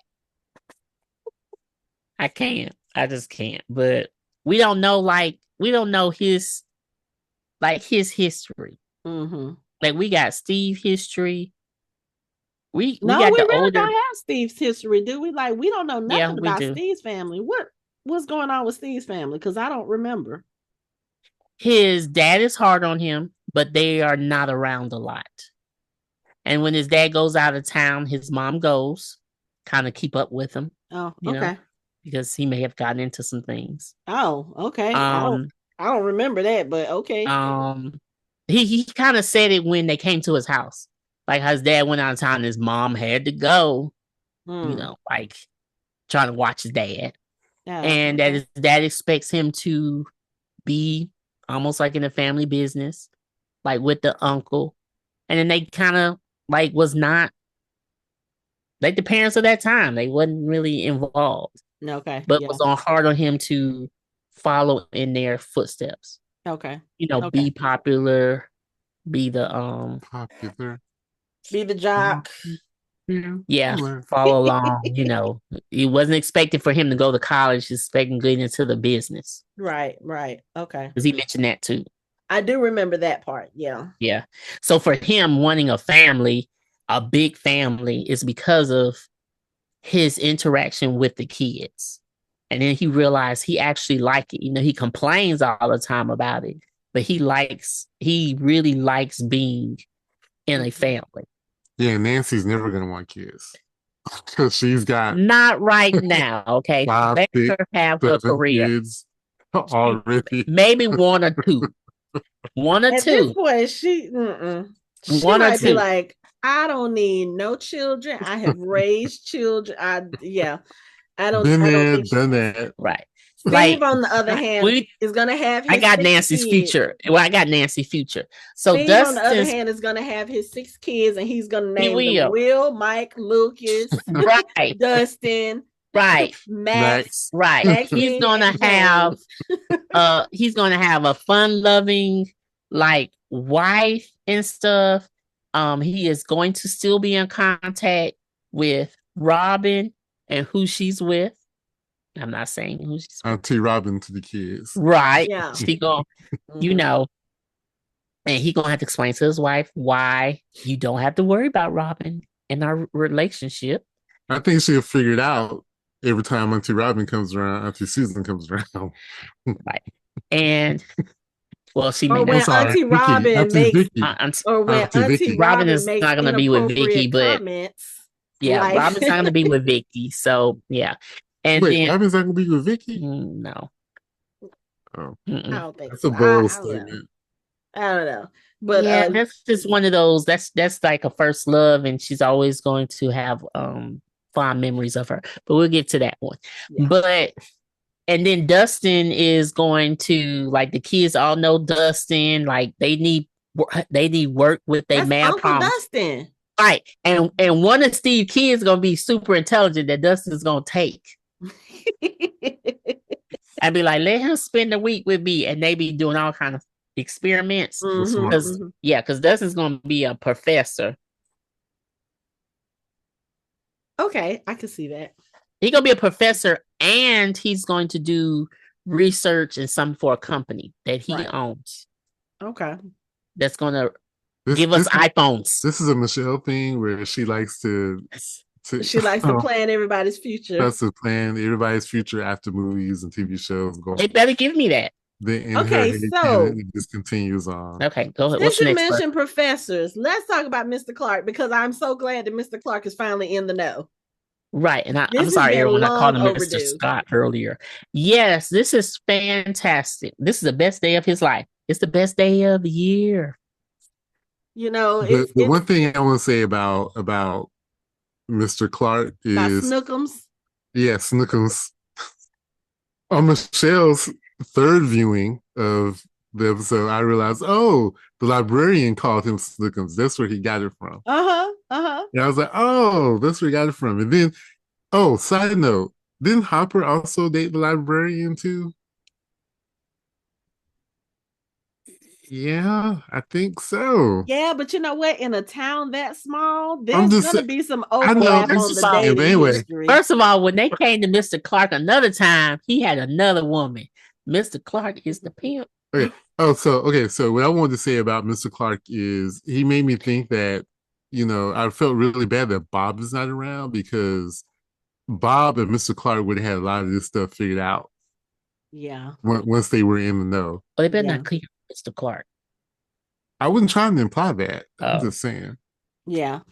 But I'm glad he's in the know now. He's in the know now, and Bob, rest in peace, would have been they would have made a good team. Yeah.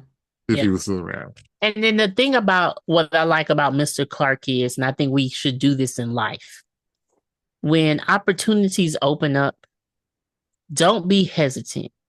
Just go with it. Just go with it, because you never know what that will lead you to. And for Mr. Clark, literally, we making jokes. This is the best day of his life. Right.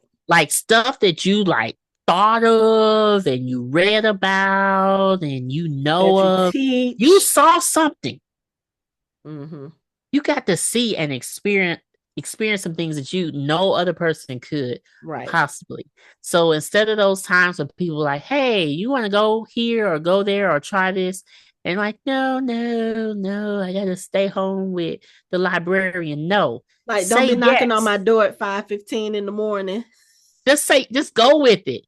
As long as it doesn't seem that dangerous, everyone. I don't want you to commit to something that may cause some life harm.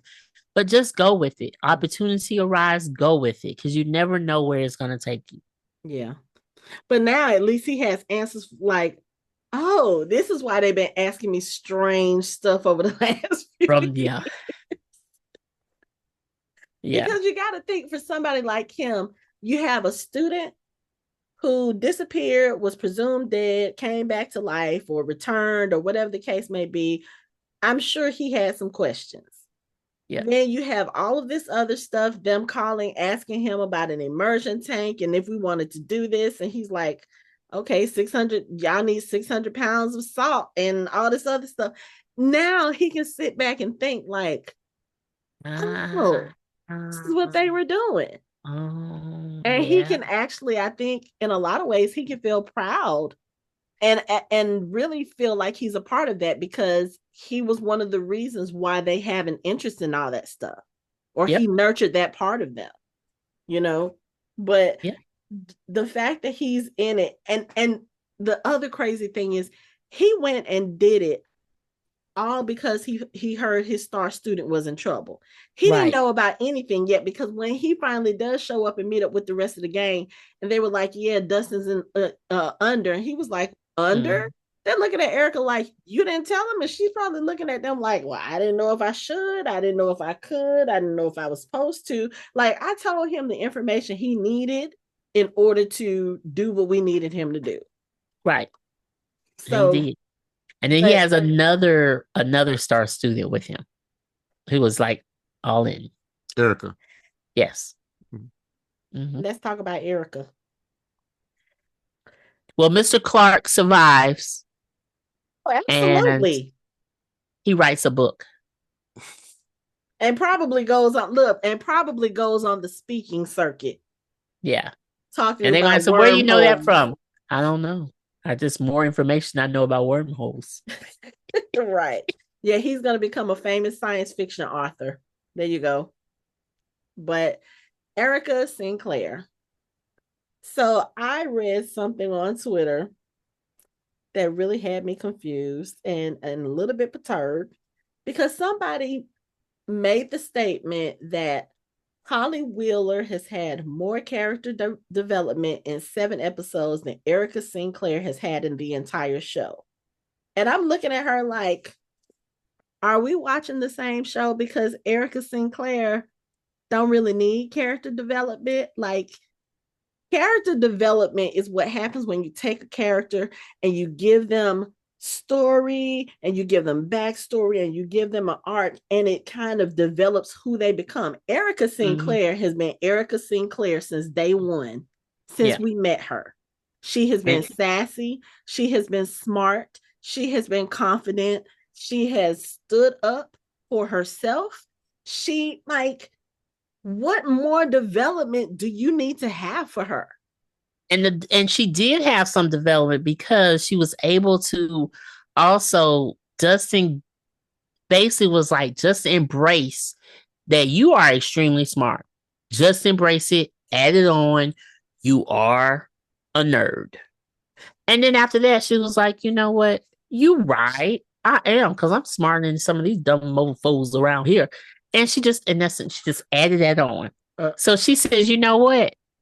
I'm going to be the one sitting in the front of the room in Mr. Clark class and enjoying wormholes. So we were watching the Battle of Starcourt episode, and Erica, because they were doing the plan, and Erica was like, "Their plan sucks. Y'all are gonna die."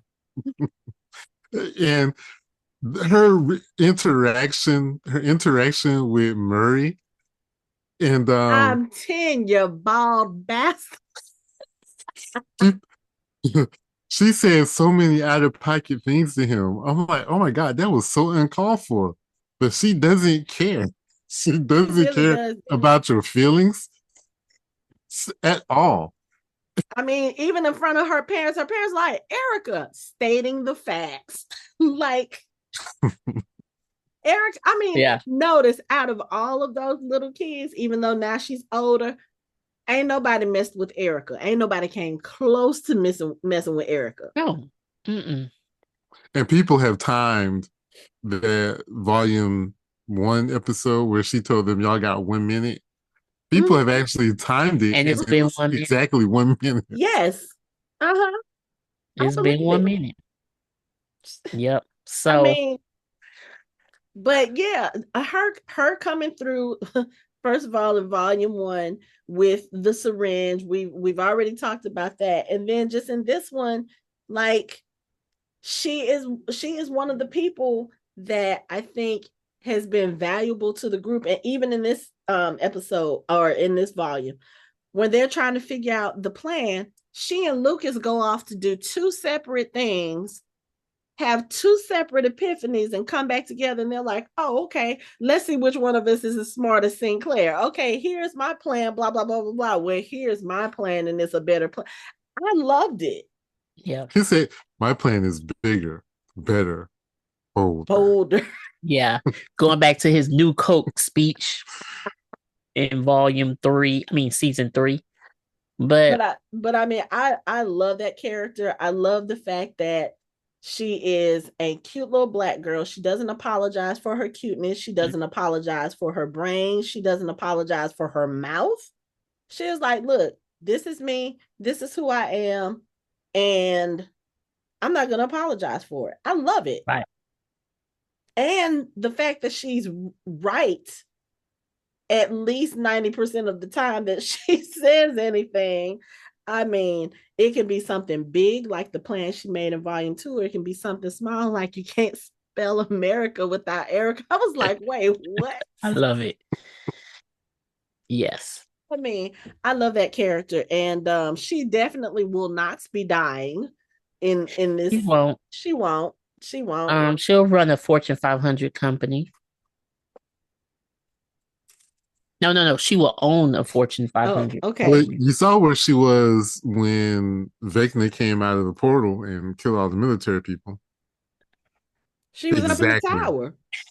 She was overseeing everything. Exactly. Right.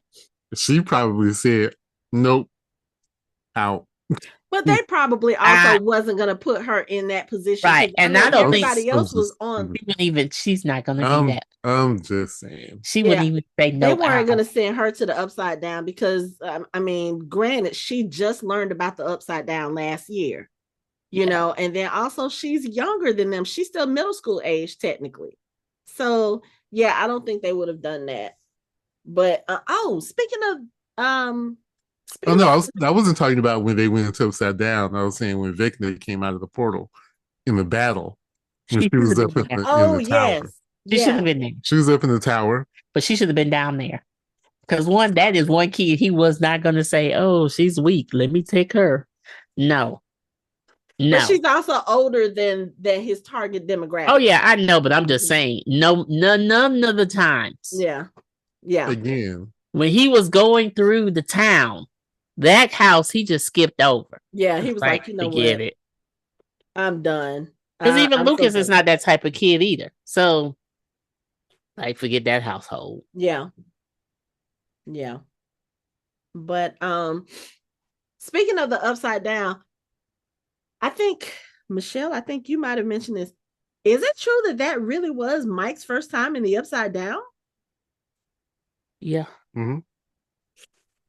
Yep. That seems so strange. Look, then that means that would be Lucas's first time too, right? He didn't go. He didn't go. No, he didn't go. He's not on the truck, is he? Now he will be his first time. No, he didn't go. He's on the truck. He didn't go when they went. Oh, when they went to go get Dustin? No, he was with Matt. Yeah. So he didn't go. Yeah, but he's on the truck now. So now that's his first time. His first time. So wow. That's his first time. Matt could be the only person who hasn't been now. Yeah. Wow. Mm-hmm. But yeah, that was when they went. When they Erica, you count Erica. Erica's been there. When? Wasn't she? That's right. No, Erica. Erica hasn't been there. Mm-mm. Robin has been. Murray hasn't been. Nope, Murray hasn't been. But then that was his first time. First time. Hmm. Robin has been. Yeah, Robin was in there a long time in season Yeah. 4. Yeah. Yeah, she She was. was in with But Steve. no, it's just I think Yeah, it's but just Mike, because strange. Mike, when they went to no, Mike did. When did When Mike did go? when did Mike Wait. go? It was just a little bit. I mean, it wasn't the upside down, but it had the atmosphere of the upside down, and that was when they were in the tunnel. So he just had that's no, but not adjacent Oh, because okay. it still had the floating particles. that's Okay. not So, yeah. but for him, that would be the closest. Yeah, close, but no cigar. No Yeah, cigar. Yeah. Okay. but it was still part of the upside down. No, it wasn't part of the upside down. It had the upside It down was just particles, yeah. Yeah, and but it so does had the Hawkins. Hawkins has it too. well. Now it did, but back then it did. I'm just saying close. That's the only time.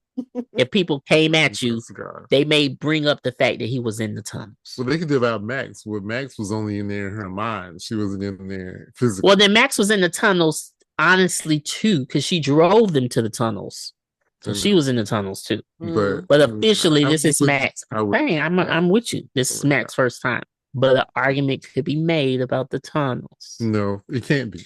No, because I'm just saying because of the particles. No, I'm literally on your side agreeing. I'm just saying someone like can have an argument. It doesn't sound like it. I'm giving you the backup, so if someone says something to you, you have the ammunition that they were okay. in the tunnels. So let's talk about the tunnels. Let's talk about the tunnels because we find out in volume 2 that Will is the one who actually built the tunnels because Vecna used him as his vessel. Right. And his builder. He called him his builder. And that's why the upside down date is the date that Will was missing. You're right, y'all. He has been abusing it, but he was his builder, his spy, his vessel. He has assaulted that boy since season 1. Right. Which is why it's only fitting that Will does what he does. So let me tell you, the scene where Max and Holly are trying to escape and Vecna comes after them. First of all, that little scene at the top where Vecna changes in between all his different personalities and then he ends up as one looking at them. I don't know what the fuck Jamie Campbell Bower does with his face, but I was scared. That scene was so creepy. And then for Will to be in his mind, and again, this is him tapping into the hive mind. He's going after Vecna. The things that he was doing when he grabbed hold of Vecna and he started doing this like he was twisting a top off a jar. I was like, is he really about to try to break his neck? Yes, he was really trying to break Vecna's neck. Broke his legs, was doing all this stuff, and I was just like, are y'all really gonna kill Vecna in this? I was like, y'all can't, it's too early. But then I started thinking, I was like, well, they keep saying that there's another big bad bigger than Vecna. Mm-hmm. So I was like, okay, maybe they're killing Vecna now and they're gonna give us the bigger bad. But that whole scene with Will and Vecna and Will kind of taking control of Vecna's body, being able to talk through Vecna to warn Max, hey, you need to run. The fact that Max was sitting there looking like, what? No, he would not have to have repeated himself. The first time he said, Max, if you can hear me, you need to run. That would have been up and gone. Okay, it's time to go. Up and gone. It's time to go. You don't have to tell me twice. And I think that's one of the only things I have, one of the only issues I have with the volume, with this volume is dealing with Max's character, because there were moments where I feel like they slowed down her story in order to give us the story, but it's kind of like if you're looking at it in real time, you're like, Max, you don't have time for this. You need to go. That point right there where Will, or she thought it was 11, where whoever was warning you to run. They shouldn't have had to told you a second time. You should have got the hell on then. The other part was when she and Holly finally do make it to where the portals are. She gets ready to go through and she tells, she has a conversation with Holly that she has to stay. I saw a lot of people were upset with that, and a lot of people were like, y'all should be running. Y'all shouldn't have taken that long. Again, going back to the whole Will dialogue. Max had to explain to Holly how she was going to have to get out there, because what was going to happen if Holly went through Max's portal with her, if she was even able to go through the portal? Who knows? She has no body.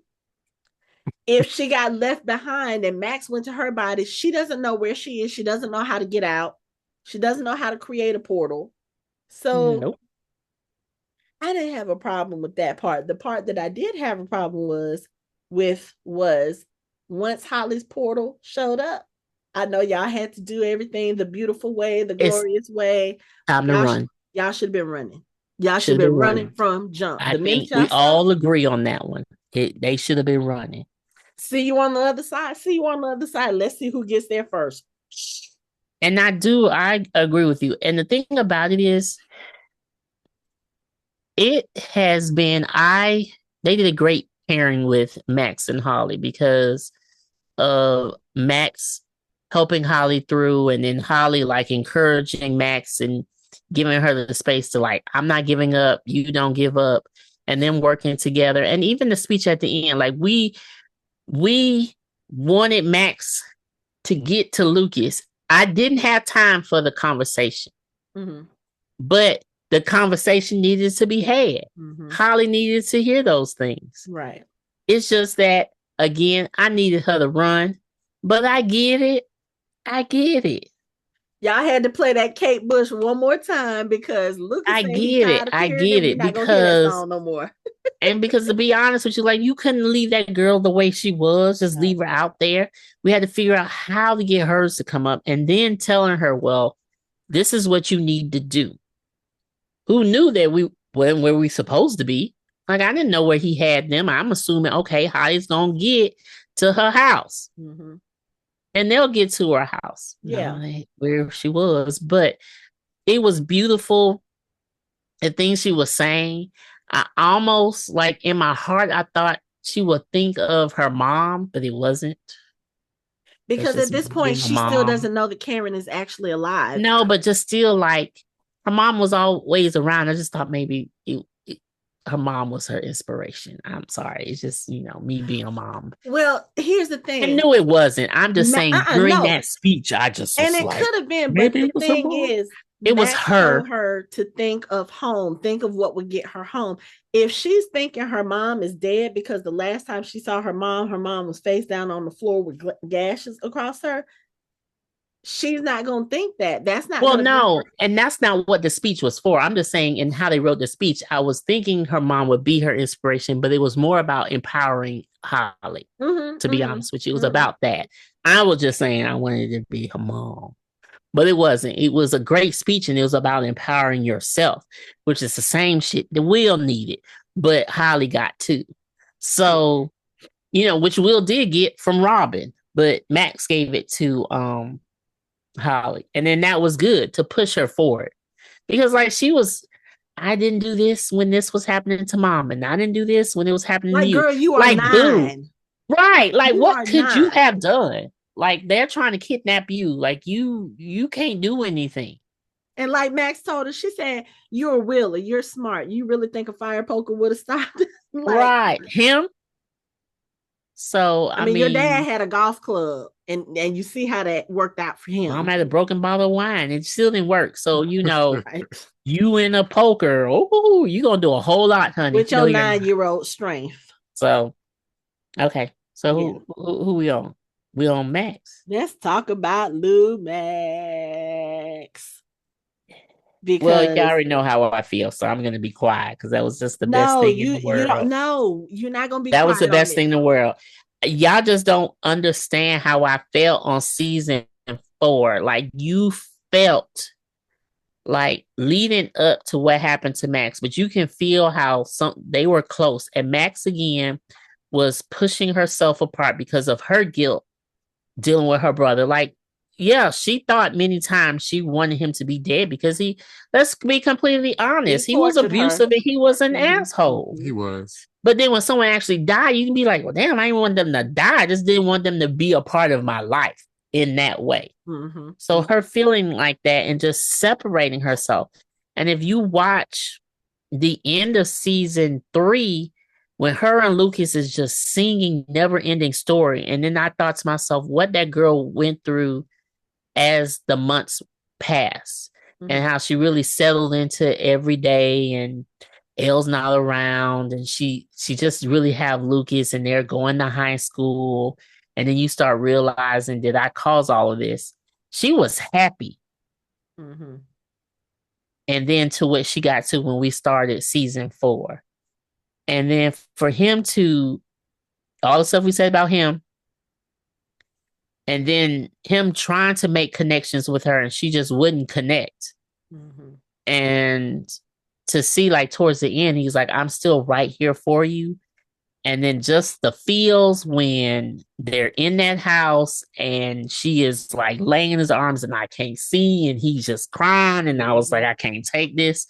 And then that boy been at that bedside every day. 18 months. One of the YouTubers I listen to while I go to sleep that talks about Stranger Things theories, he added his own information in there.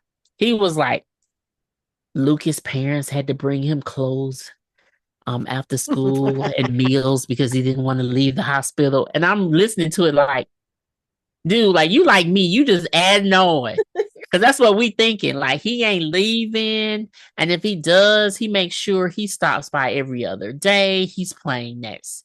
He made a longer tape set of that. He's reading to her. Like, it's a lot. Yeah. And even for her to see him, for Max to see Lucas that one time when she made it close and the damn tape stopped. And then to realize that who knows where her mama is, because we haven't even mentioned her mom, but let's just ignore that part. So you know what? Somebody said her mom may be dead because that trailer park was near one of the rifts. Oh, you'll find out. Okay. Yeah. So her dad or something, or just can't take it any longer. But to see that this boy is at your bedside still playing your song. So that just encourages you. And then you're at the end talking to Holly while you see your window open. And again, what do you see? Lucas He is at this point holding you, carrying you. Like, I'm sorry. This is the best love story ever for me. Lucas and Max in this show, they better be together. Are the high school sweethearts that are going to come to the 60th reunion and they're still married and they're still happy. And they have the inside jokes and stuff. And even though they're trauma bound too, and we're going to talk about that later with another couple, they are okay with this. Okay? They got kids. You know, they look light skin, freckles, that sandy reddish hair. You know what I'm saying? You know those mixed black kids got that sandy reddish hair. So cute with freckles. That is them. I don't know what Lucas is doing as a job.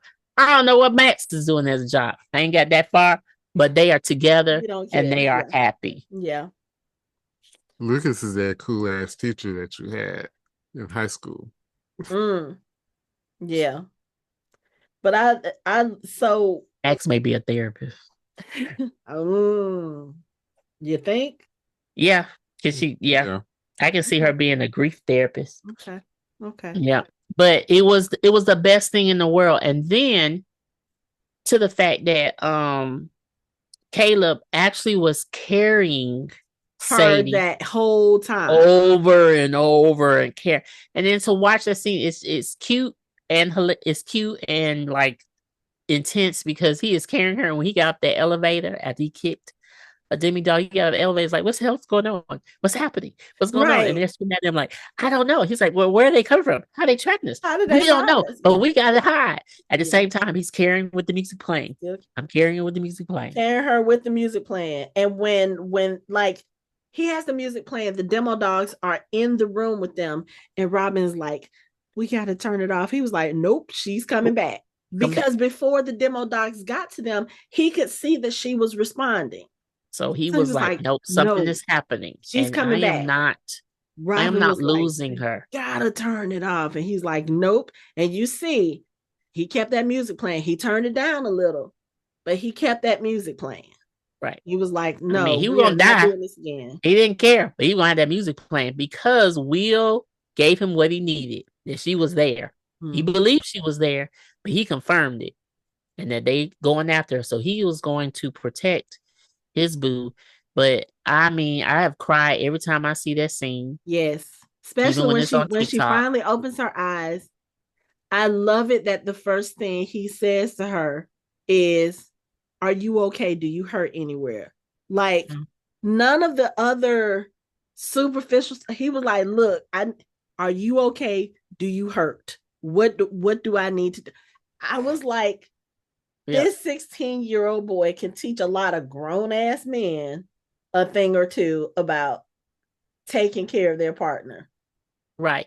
And to the point where he was like, and then it confirmed it when she was like, I didn't need the music. And he was honest too. I'm not tired of the song. Are you? Yeah. Yes. Yeah. I'm tired of it. I'm tired of it. Michelle has watched the show so many times. I am fine if I never hear that song. Like, I kind of am, but only I'm gonna listen to it for you. Like that's our favorite, that's our wedding song. But I'm tired of it, to be honest with you. Yeah. And then she said, I didn't need it. All I needed was you. That right there. We married. I'm good. Right. And he didn't let her go. Y'all all trying to wonder why Elle didn't hug her and all this stuff. Do y'all know that boy was still holding on to her the whole entire time until they got her into the wheelchair? Mm-hmm. He wasn't letting her go. Nope. And he made sure she was wheeled around. And she couldn't really move either. Her muscles had atrophied. Yeah. But he wasn't letting her go. No. I'm just saying, I'm surprised he's going to the upside down now. Look, he's like, I'm about to take this dude out. He was like, look, this dude done went after one of my best friends. He done went after my girl. He done went after my other best friend's sister. No, we got to take him out. Will is like, Lucas is like, I'm done. I need a break from this Vecna dude. We need to kill him so I can go live my happy little life. Yeah, he's done. That's how Mike feel right now. You can see that in his face. But when we get to Mike, we can go ahead and get to Mike now because Max and Lucas, like we said, one of the best parts of the season. We already know their end game, and just the fact that even with all of this, they keep their wit, they keep their banter with each other, even when Max is seeing the other characters, like when Will finally sees her, she was like, I'll leave you alone for a second and you become a sorcerer. He was like, it was a little bit longer than a second, but just the banter, she's still there up until she finds out what happens to Holly. And then she kind of feels responsible. But again, you did what you were supposed to do. How were you supposed to know that the upside down wasn't where Holly was? You had no idea this other part even existed, So I understand all these people, they're feeling guilty about certain things. Oh, I didn't know this and I couldn't do this. Y'all are only human. Right. And only do what you can do with the information you have. And now you have information for them, but we honestly needed to get you out because your body is physically there. He is trying to harm it. So I'm really surprised that he didn't know where she was up until then. Like how something about him didn't think, okay, let me check in the hospital. Like he wasn't a threat. Well, yeah. And he was like, at that point, but at that point, she wasn't a threat. She wasn't doing anything in his mind. He probably He didn't had really the think right. Fisher fry. But when she took Harley, Yeah. that's messing up his plan. Yeah. So she has to die now. Yeah. Yeah. She has to die now. So beautiful. It was beautiful. I'm happy we can carry on. And thank you, Mrs. Wheeler, for saving their lives. Okay. So before we go on to Mike, let's talk about Mrs. Wheeler because she's still in the hospital when the demo dogs come after Max. The lights start blinking in the hospital.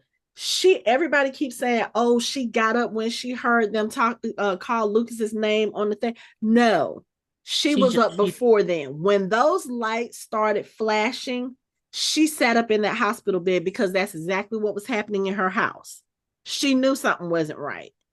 And then when she hears Robin on the intercom, Lucas, it's Robin. You got a demo coming your way. You got to go. You got to go. She didn't know what a demo was. She just knew Robin is on the intercom at the hospital. Yeah, telling Lucas to get Max, to get a comatose patient and run. We will meet you in the basement. And she may not know who Robin is, but she who Lucas, the hell Lucas is. And Max is. Mm-hmm. They've been at her house. Right. Lucas is like practically one of her children. Right. She knows his parents. And know that their friend is in the hospital. So she knows that. Yeah. And she probably was just like, lights blinking, something's after Lucas. This may be the same thing that was after Holly. Mm-hmm. And as much pain as she is in, as weak as she is in, weaker state she is in, she gets up, she goes to the door, she sees them oxygen tanks. And I was like, what is she about to do with the oxygen tank? I didn't even think about the fact that they went down to the laundry. I wasn't thinking any of that. They were in the laundry. They're hiding from the demo dogs. Robin and Vicky are having that conversation because Vicky, this whole time, once Robin confessed to her, thinks that Robin is a druggie. They're having their little confession time. They're about to get discovered by the demo dogs, and all of a sudden you hear the dryer. It's like, the hell? And then you hear the clanking. And I was like, did she put the oxygen? The demo dogs go over to the dryer. There's an oxygen tank in the dryer. You get a freeze frame of the flammable symbol on the tank, and then they pan over to the temperature gauge of the dryer. It's on high. I said, oh, she about to blow some shit up. And sure enough, the demo dogs, they go right before the dryer blows up. You have all this smoke. Robin and the gang, they get up, they're trying to look and see who this is. And here she comes limping through all the smoke, and it's Miss Wheeler. I was like, you know what? 4 seasons of almost nothing. And I said almost nothing. She did have some stuff. We did see some dialogue. We saw her being a mom, but badass.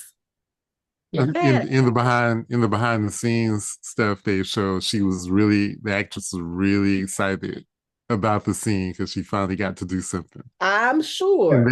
And they showed her before she did her entrance. She was doing push-ups, jumping jacks. She was getting herself hyped up for it. It's okay to be barefoot. Yeah, they're like, we could have put on like naked shoes for her. And she was like, no, she's gonna do it barefoot. Oh, so it was really cool. That makes me happy for her. She got something. But yeah. Well, everybody else parents, Dustin and Lucas parents, what y'all doing? Right. But I want to hear that conversation between her and Joyce when all this is over. Excuse me, you didn't tell me? Like really, because you do all this. My kids were in danger, and you can't come to my house and say something. But season 1, when I told y'all that there was monsters in the wall and everything, and my son that y'all said was dead was not dead, y'all called me crazy. So that is true. Yeah, that is true. That's true. So she said, F y'all. But real quick with Miss Wheeler, but really it's Holly. someone pointed out times that Holly was sensitive to things that were going on. Holly saw, as a little kid, she saw the imprints in the wall. She saw it come. She was looking at the wall before it started pushing on the wall. Oh yeah, I remember that. Mm-hmm. Yeah, season 1. Mm-hmm. Like, yeah, because it was like doing all that to the wall. Mm-hmm. She saw that. No, I'm saying she looked at the wall. Yeah, I'm talking about before it did it. I'm talking about even when she was a little kid. That was when she was a little kid. When she was in Will's bedroom. Okay. Yeah, I'm talking from the beginning. Yeah, she was in Will's bedroom. Season when she followed the Christmas lights. Yep. Mm-hmm. Yeah, I'm just saying she was sensitive to that. Lights. Yeah. She went to the room. She looked at the wall. And then it started pushing through the wall. So she was looking before it did it. Right. She was sensitive. Mm-hmm. So, and then season 3, I'm saying the same thing. Season 3. You're saying she was looking at it pushing through the children, wall. Let's stop arguing. Well, no, I'm just saying she saw the things that other people didn't see. Yeah. And then she saw again the mind flare physically. That's not really it, but physically going through the woods, heading to the mall. When she was on the Ferris wheel. She just saw the cheese moving. Yeah, but no one else was paying attention. She was sensitive to that. Mm-hmm. Just saying, she was sensitive. Yeah. Well, what's his name already said that he chose kids who had innate abilities already. Yeah, I'm really on the fence on that one. Those were his words. Those were his words. I'm still on the fence. Those are his words. He did say that, but I was also wondering if maybe it's not that they have the abilities, but maybe their minds are a little bit open. Because I'm wondering, was because the fact the kids all call him the same thing, are they all reading A Wrinkle in Time? Like, is that the common thread? Like, all of them are reading that and they're like, I don't know, because well, that's hard to say because I mean, I'm old. When I was in first grade, I think we read The Wrinkle in Time as a class. In first grade? Well, my reading group did. Oh Lord, here we go. So I'm sorry, my bad that my reading was same thing. Same thing. I'm just saying they're not in first grade. But so they're a little bit behind. I'm saying at that time, Wrinkle in Time was a book that people were assigning as reading in school. Mm-hmm. So they could have read it as a class. They could have. Possibility. Or his first victim was Holly, and she was reading it, and he used it. And it was easy to use that name. So there's a possibility of both. Or if half of them read and half of them did. Or if they just all have The Shining, and y'all just don't want to admit it. No, I'm okay with that because I always said Will was sensitive. Mm-hmm. Quit using that word. Sensitive to it is. You sensitive. It's a neutral term. The Shining is a whole other. No, yeah, that it doesn't apply to this universe because I believe that people are sensitive in real life like that. Yeah, yeah. So sensitive. You sensitive to things. Neutral term. Yeah. Why are you so bothered by it? Right, with sensitive. I don't know. Sensitive. Yeah. So sensitive. Mrs. Wheeler, badass. No, but he don't have powers. No, he's not sensitive. But Jonathan is sensitive. He's not sensitive like the sensitive I'm talking about. Okay. I'm not sensitive, and Will is sensitive, and he's sensitive. So he both is sensitives. Clearly, he cries a lot. I just need us to use a word that establishes people have abilities, because then Elle is sensitive. No, Elle is not sensitive. She actually has abilities. She has powers. She has the power. She's gifted. She's a mutant. I mean, there's way of like, yeah, she is not sensitive at all. No, she's not. She already has it. But those kids, you're right.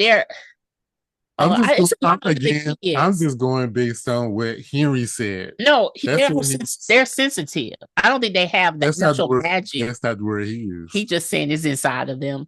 But he also wanted to say they gullible. Yes. They weak-minded. And they cult followers. I'm gonna say this. Those kid actors, they did great. They are playing cult fanatics to a T. They are. And it is sad because honestly, we do have this in real life. But to see the kids like this, and even when there is one or two in the group who are like, no, this don't sound right, but you then as a group just bully and threaten them in a way where they're like, I have no way of disagreeing, but agreeing to know that something is wrong, but have to go with it. To know that Derek is like in his brain, like, this is not right, but I'm going to die or my family's going to die. And they're looking at me like they literally will cook me alive. Let me tell you something. And Holly, they just beat the shit out of her. That little Thomas needs a karate chop to the fucking throat. How dare you push her down the stairs? What does our friend say? They need their butts whipped. Yes, they need a whooping. They need a whooping. They do, but I don't know if they need a whooping. They are just so susceptible to things. Like it ain't even clicking. It don't even click in their brain that they should not be throwing another child. Okay, and that's what I was gonna say. There's a difference. The little girls, I can't remember their names right now. The little girls, they're the ones who are talking to her. No, Holly, you were mistaken, blah, blah, blah, blah, blah. That's one thing. That's being susceptible. Thomas calling her a bitch and throwing her down the stairs, that's a whole, like, he is a bully. He is definitely a bully. He's not a bully. He is caught, but he is caught up. But at that point, he thinks she is because she just beat the mess out of the other two girls. Okay, but there are levels to this. He can be caught up, but the fact that you went that extra mile, he had that in him before Mr. What's-It got to him. I don't think so. I think they just caught. It brings out things. You know what I'm saying? Like people have killed over stupid stuff because you caught up in a group and y'all saying that this is what y'all supposed to do. But the other kids weren't. That's the problem. They weren't trying to be that violent. Not until she smacked her best friend in the face with a radio. And the other girl too. She pushed aside. And then you see how the three of them beat her up and threw her down the stairs. But again, really, Holly did that first. She did that to the two girls. Now Thomas, But what you just said it. She did that to the two girls. To the girls. Right. So what do you think he's going to do? He just did that to the two girls. A part of the clone group. The cluster. Whatever we want to call them. Thomas had that in him before Vecna got to him. But then you can say the other girls do too because the other girl choked her out. The other girl was, but the thing is, she wasn't trying to choke her. She was trying to hold her. She just happened to get the back of her. No happenstance. You know she was choking. They know what they were doing. But this was all in favor of getting to the light because they need to get her to understand. People do some, come on, Hanukkah. People do some crazy stuff. Thomas had that in him before Vecna got to him. Thomas had that. You just messed with two people in your group. She attacked two people in their group. Yes, I understand that. And he went after her and called her name, and she kicked the mess out of him. Thomas was acting aggressive with even the other kids and with Derek before they got to Holly. When Derek was coming out of the woods after Mr. What's-It found him. Everybody else was asking him, where's Mr. What's-It? Whatever. Thomas was the one who was the most aggressive. Thomas had that in him before Mr. What's-It got to him. Well, I think he would have been more spirited like Derek, but I don't think he was. I think he was just a regular kid. No. And that's what the effed up shit is. But they all different. Because then you sit here and see kids getting beat up and you still, the people on the side who didn't even do anything. Like, it's all messed up. This is messed up. And I feel like at this point, if the kids die except for Derek and Holly, I'm good. I want the other kids to die. I'm just joking, everyone. But I don't know how they're going to save 12 kids. That's going to be difficult. That's what I'm really saying. I don't know how they're going to do it. They're going to do it because they're not going to kill these kids. But I'm telling you, all I know is if they save the kids, they got to get them some help because these kids gonna grow up and they gonna believe things that because he's telling the At truth. this point, everybody in Hawkins is gonna need some. They're gonna need some help. Yeah, but they're going to because he absolutely told the truth. And if Will didn't have the things he went through and the support he has to overcome, he was weak minded. That's just sad. Yeah. It's just sad. It's just sad. But also, it's like even looking at the way that Henry interacts with these kids, even if I was a child that young, there is something creepy about this man.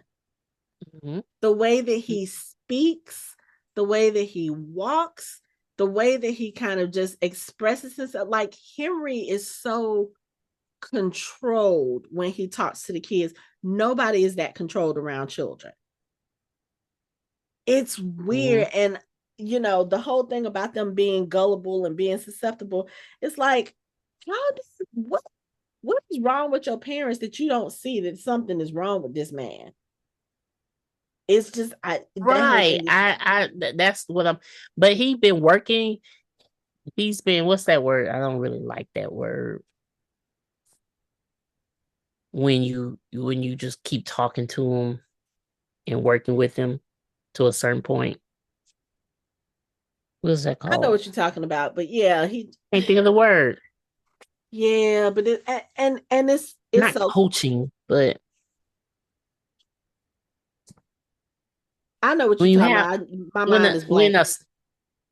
When someone who what Henry did to the kids of going to talk to them at different times and peering into their minds and looking at things they're doing. I mean, he's infiltrating them. He's infiltrating their space. Grooming them. Yeah. Is that what you? Yeah, that's what I was looking for. Okay. Grooming, and that's what he did. Like, this wasn't all of a sudden.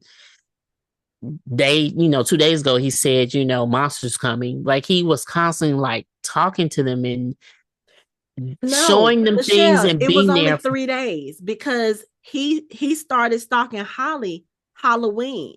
This is November 3rd when she was taken. It's only been 3 days. So during the whole course of this, it's 6 days because when she and Max go into her memories to follow when Mr. Whatsit first saw her, it was Halloween. She said it was Halloween. We were watching movies. She was like, I didn't see him, but that's when they see Henry is standing outside the window looking at her. It's only been 6 days. Right. But has it been? Even though that was the first, they say that could be the first memory. Like, you already know he has scouted out Max, the other 3 beforehand, and then started to really get into their mind. Like, did he get his collection, and then start going to really like pay attention to their life to then know the things that he needed to say? Okay. That's what I'm saying. Mm-hmm. So like, he had a plan. And then once you have a plan, you know the things that you need to say. Yeah. Like, he knew how to approach Derek. He knew how to approach Holly. He knew how to approach the best friends. Like, there's different parts of these kids. Will, he didn't even do that to. They just snatched Will. Mm-hmm. But these other kids like talking to him. You got one kid who may be like afraid that they can't make friends. And he came like, oh, you're such a great friend. I mean, I saw you playing I wish I had a friend like that. That's still creepy.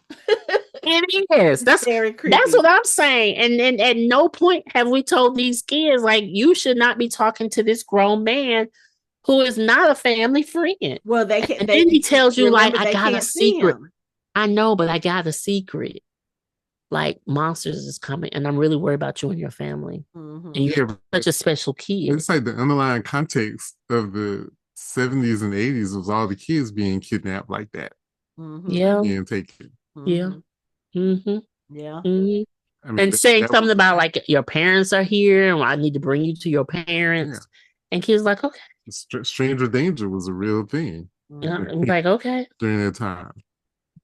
Yeah. It's just sad. It is. Yeah.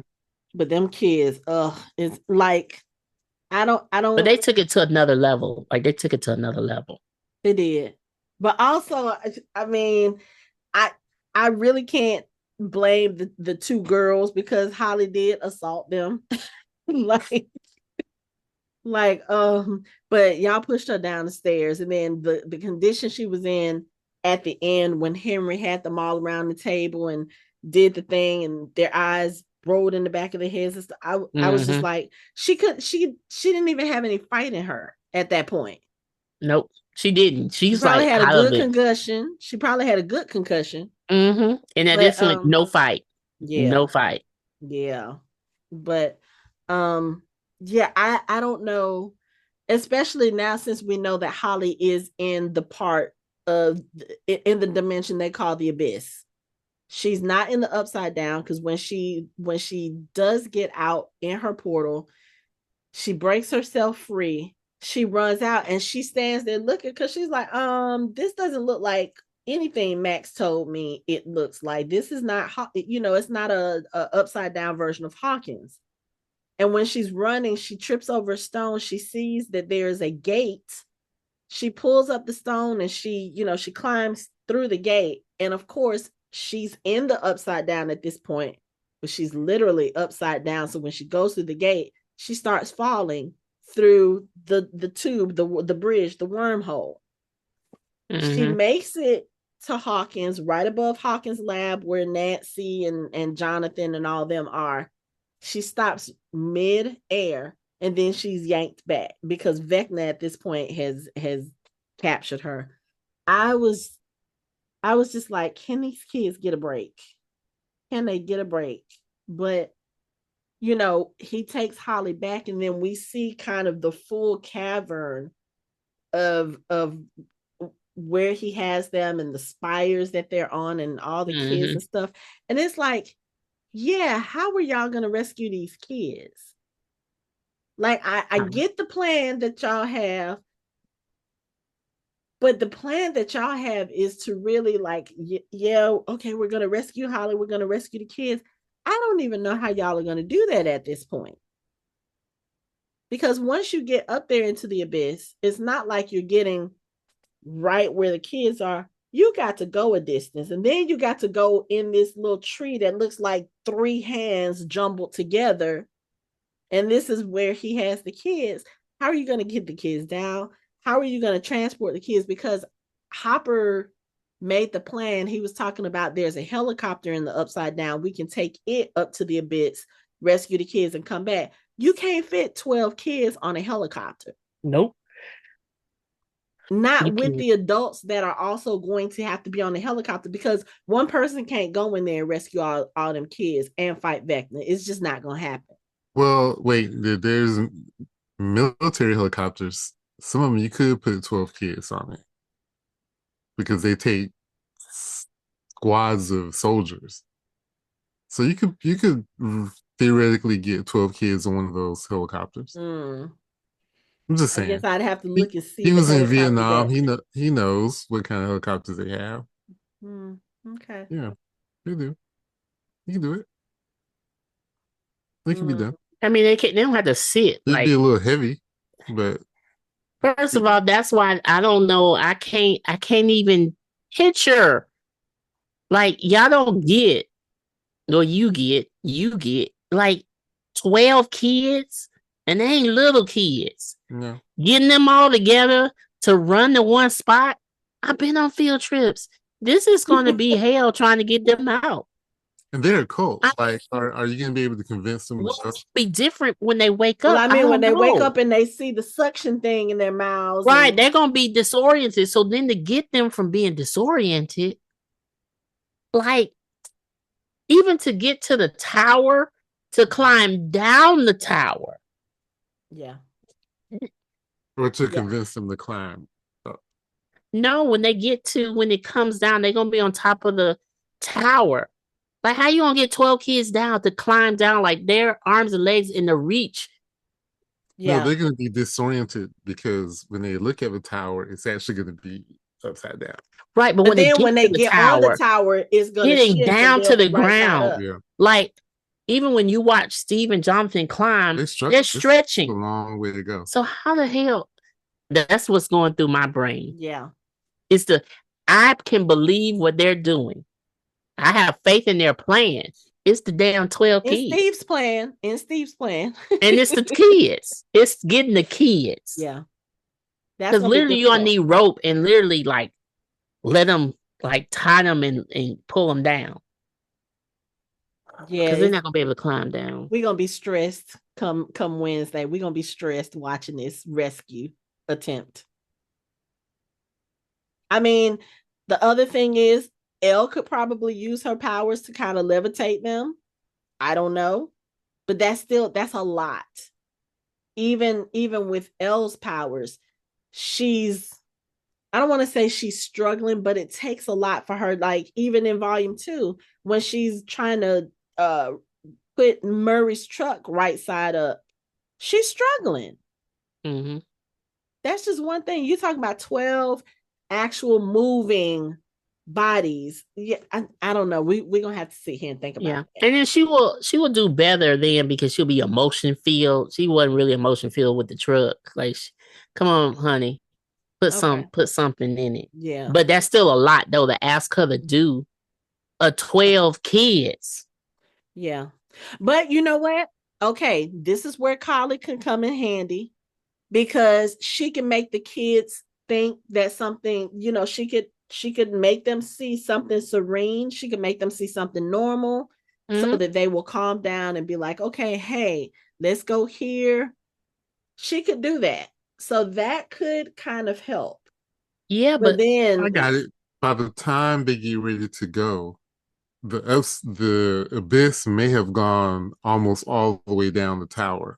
Oh yeah, that's what Steve was talking about. Yeah, so the abyss may have already gone. They were hoping that it wasn't going to go that far down that they can jump out and hit the ground. Yeah, that's a little too close. That's a little close for comfort. But when have they not cut it close in this show? This is true. This is true. Because the thing is, it's still going to take time for them to do everything they need to do, like Hanako said. But if they can stop him, it will stop the merge, because he has to be connected to all the kids. If she can get to him, it will stop. Right, they still got to get Elle to the Hawkins lab, get her into the thing, and then she got to look for him. And remember, that's not easy because she already has a hard time trying to find him, and he's in the abyss. So that's what I'm saying. I think it's going to work out. The abyss is going to be almost all the way down the tower, and they can just jump out into the upside down. I'm feeling it. I'm just not feeling the 12. They're going to be cutting it 12 because then they got to get them from the upside down into the right side up and blow the wormhole. So it's a lot. Which I'm starting to think that's not going to happen. But we'll see. Yeah. Okay, so we're going to move on from the kids because we're running late. We still got a couple of things we need to talk about. We definitely need to talk about Henry's memory, the thing that he's scared of. And we got to talk about Jonathan and Nancy. So where do y'all want to go first? Let's go Jonathan and Nancy. Let's go with Jonathan and Nancy. I'm glad they have resolved their relationship issues. And I'm glad she chose herself. Yeah. And Michelle said that, right? Y'all talked about that the last time we podcast that she should choose herself. She didn't need to be with Jonathan. And they said all the reasons why. They said the same reasons we thought. Technically speaking, though, Jonathan made the decision. Jonathan was the one who basically brought up, look, we're staying together because we have shared trauma. Nobody else would be able to deal with this. Who will we even talk to? And it just felt safe. Right, but she still could have, they still chose, they made a decision and she still then chose like, okay, let me figure out about, she basically said, I don't even want Steve. I literally don't know what I want. Yeah. That's again, she's choosing herself. Yeah. And for the people who were concerned, if you did not know that this was a breakup, I need you to evaluate why. No, I need you to seriously ask yourself questions of why you didn't think this was a breakup. and reflect on that. Yeah. And understand that you can love someone and not be with them because it's not right. And so if you need to leave someone that you with right now, leave them, because you can still love them. If it ain't right for you, you can leave. Yeah. And not only that, you can break up with somebody and it not be ugly and it not be it can actually be a beautiful thing. It can be. If there's love and respect there, and also understanding, like both of them realized they were holding on to each other for familiarity, for comfort, because of shared trauma. And also they're always together because of all of this. So it's kind of like, okay, well, why not? But you know what? Right. We can still love each other. We can still be there for each other. We can still fight with each other as far as fighting this whole thing and protect each other and not be together. Right. But I do want to tell people though, okay, don't try this at home. They did this because they thought they would die. So it sounded nice. So if you do this, you do this with a certified therapist in the room. Because when y'all start sprouting out things you don't like or things you did, it is different. I think it when you're not dying. Again, I think it depends on the people, because there are people. No, it does. But you can have that conversation. But that takes some years to get to. I'm just saying, Hanako, for some people, don't just start sprouting out that you took the boys' PS5 and pretend like you didn't spill water on it when you really did. You can't come out and say things like that. Okay? All right? You cannot come out and say you took her MK purse, a Coach purse, to the Goodwill because you didn't like it. And then said, I don't know what happened to it. I think you left it in the rental car that we had when we went on vacation. You can't do that. It only works when y'all both are open. Yeah. And ready to receive. Yeah. You know, that's fighting words. Someone tell you they don't like corn, Hanako. For you.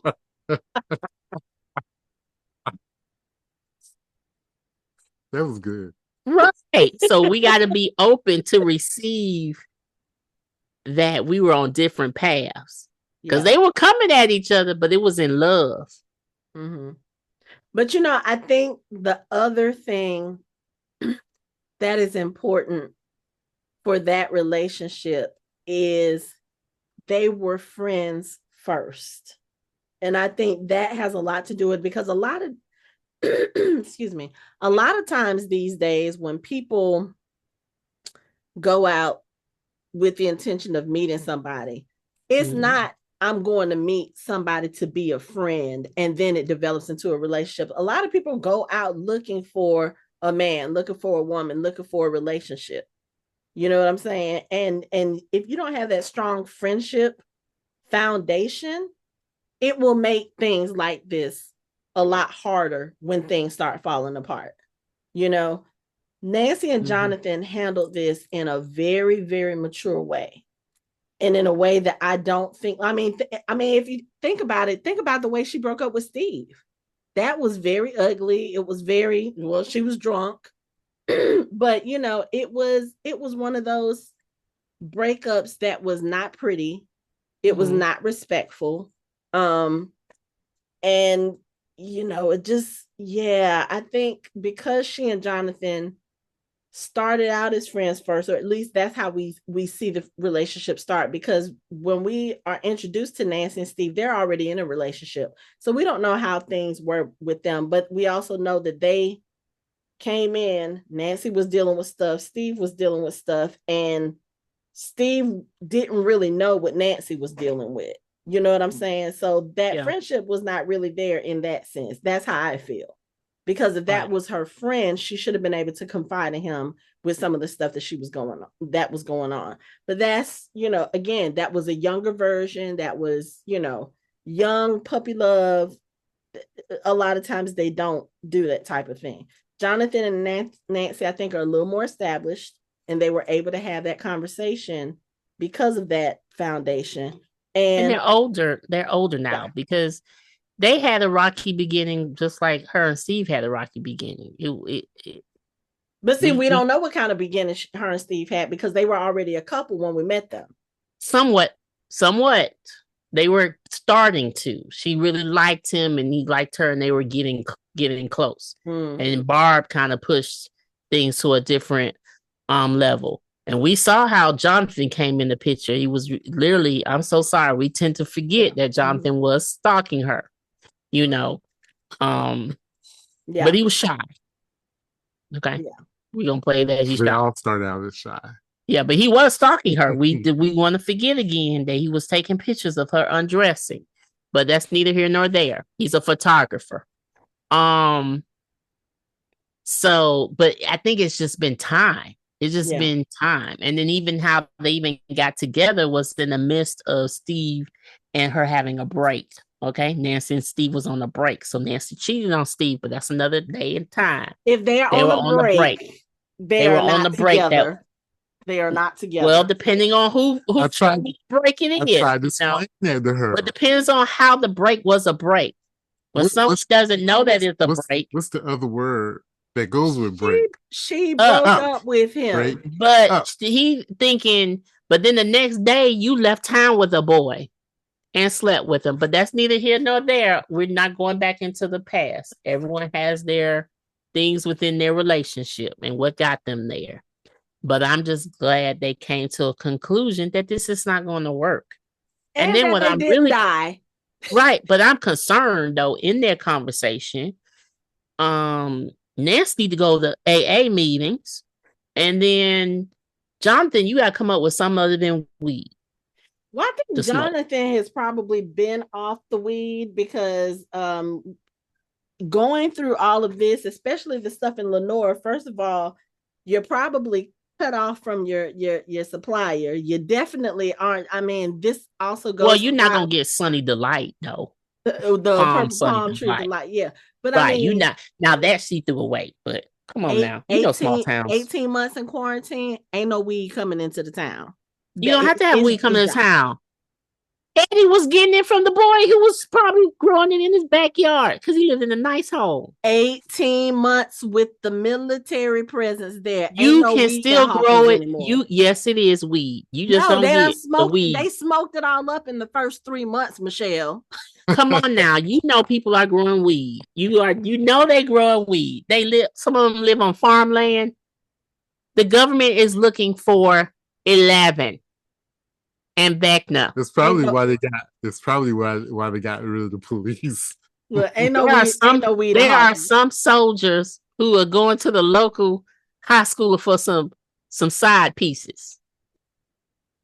You know that. They smoked that weed so sorry. No, 3 months. That's a whole different.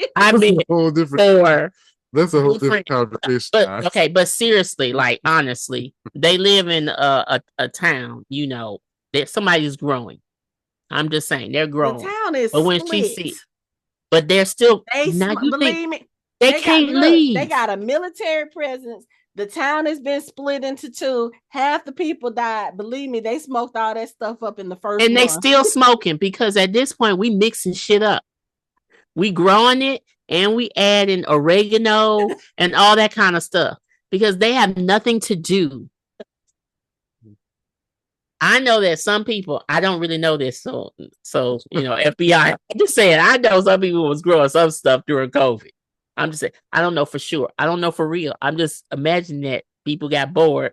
Yeah, and besides making sourdough, COVID, they were making stuff. There were still supply lines going. People were still, and then out. Some people still had some stuff. Go nowhere in except for Hawkins.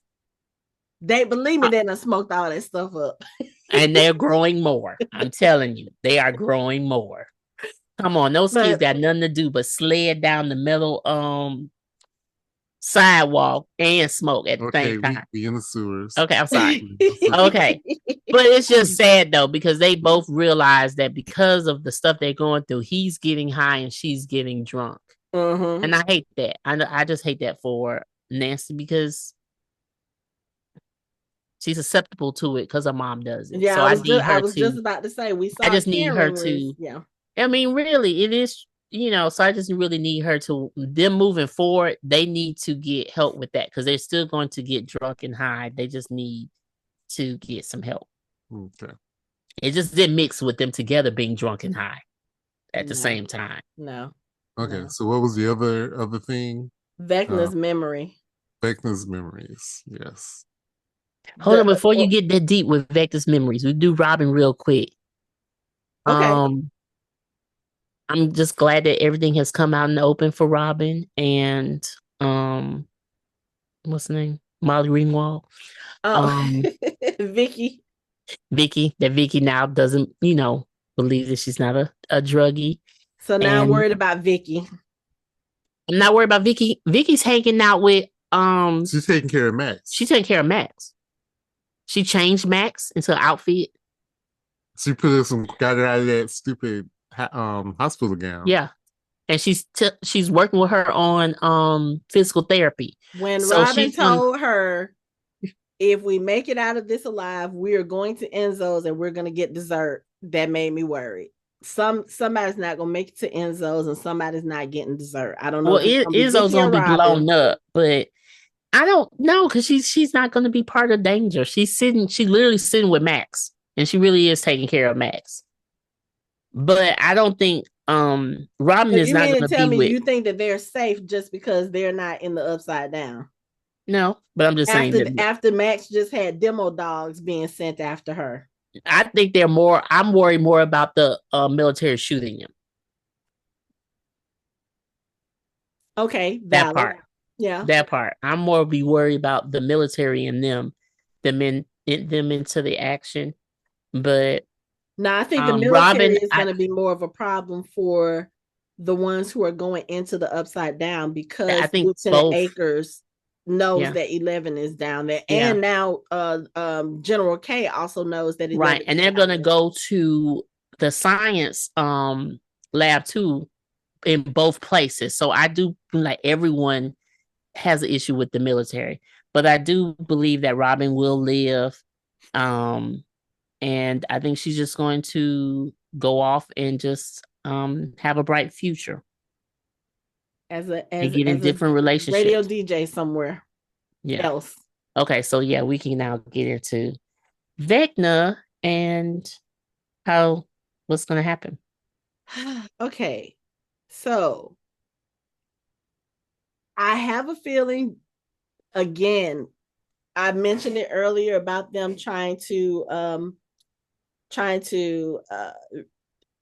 bring back Vecna's humanity or whatever. I think the memory that we saw is probably going to be key to that, because the memory that we saw, the thing that's making him scared to go into the cave, Holly discovers a shaft basically, and it leads to an underground mine. And while they're in this memory, there is a guy down there. He's holding a suitcase, a silver suitcase.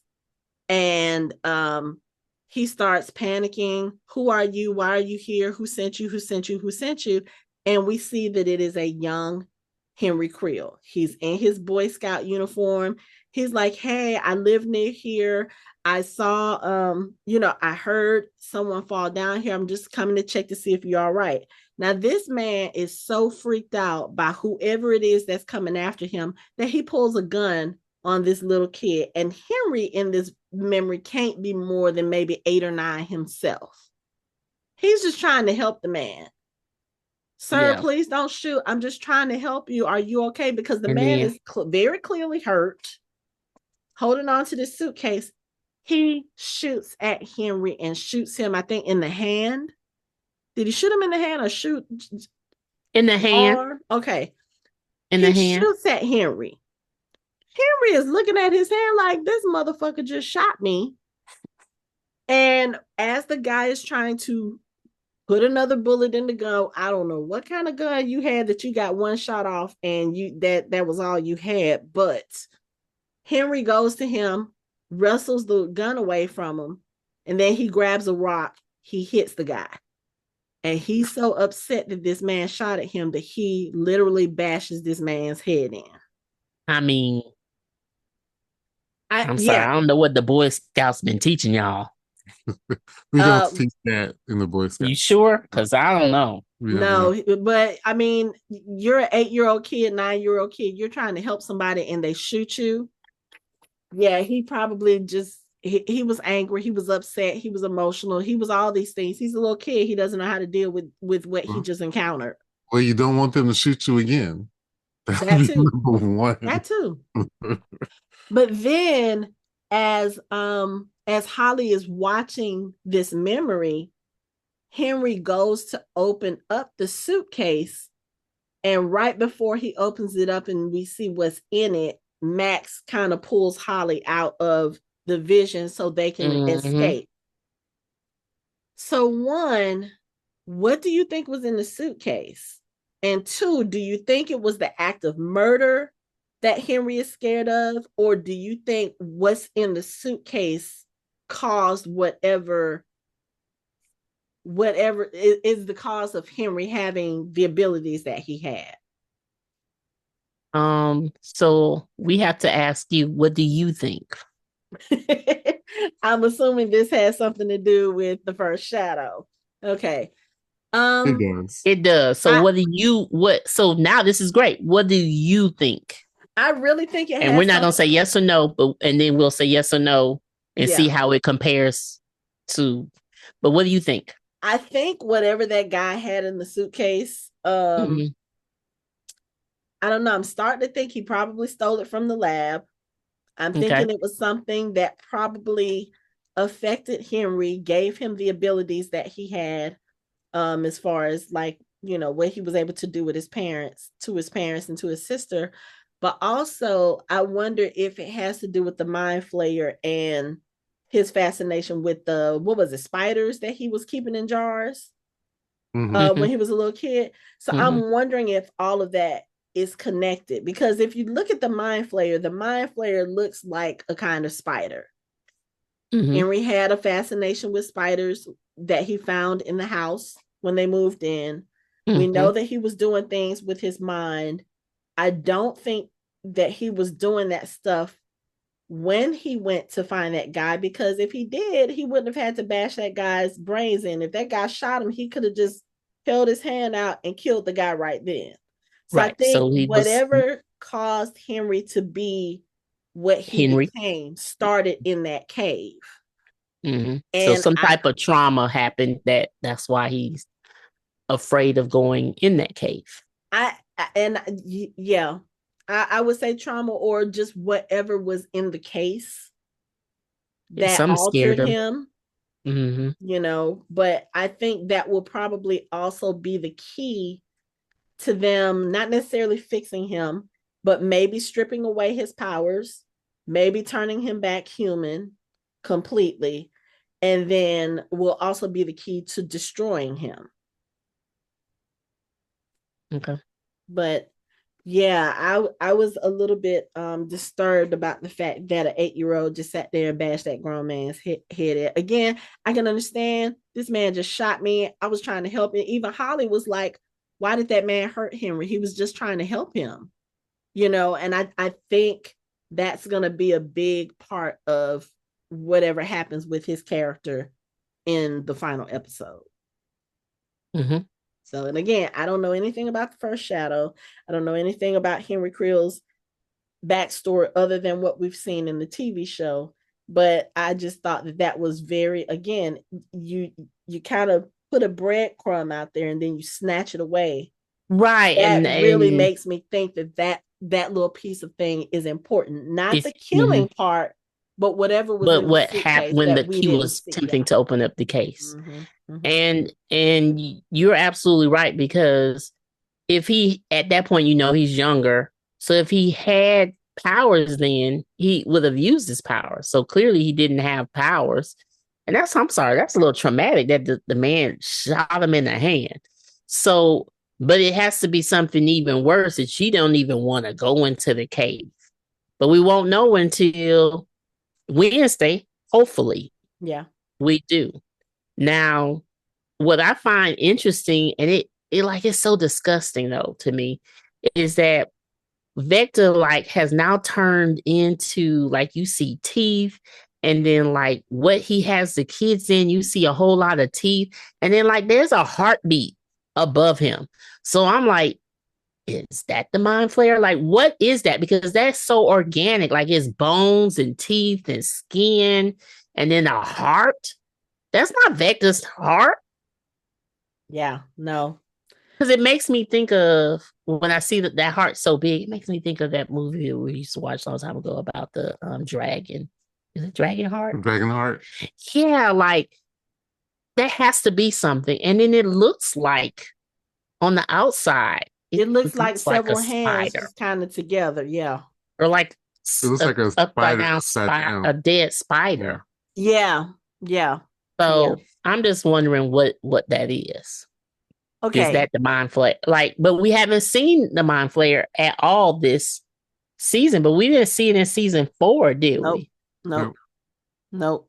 Okay. So But, I don't know. okay. But we so haven't seen a version of it since the disgusting meat monster, the physical one. Battle of Starcourt. God, that was disgusting. Yeah. And that had like the teeth things too. Like it was disgusting. Yeah.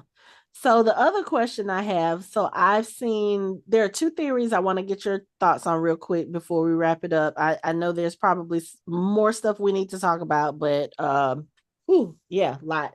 But I saw one theory that says that Henry Creel may actually be Eleven's biological father, meaning that Brenner used Henry to impregnate the women or whatever, instead of it being the blood transfusion thing, that he may actually be Eleven's biological father, and that's why she's the closest to him as far as his powers and you know what she can do. What do you think about that?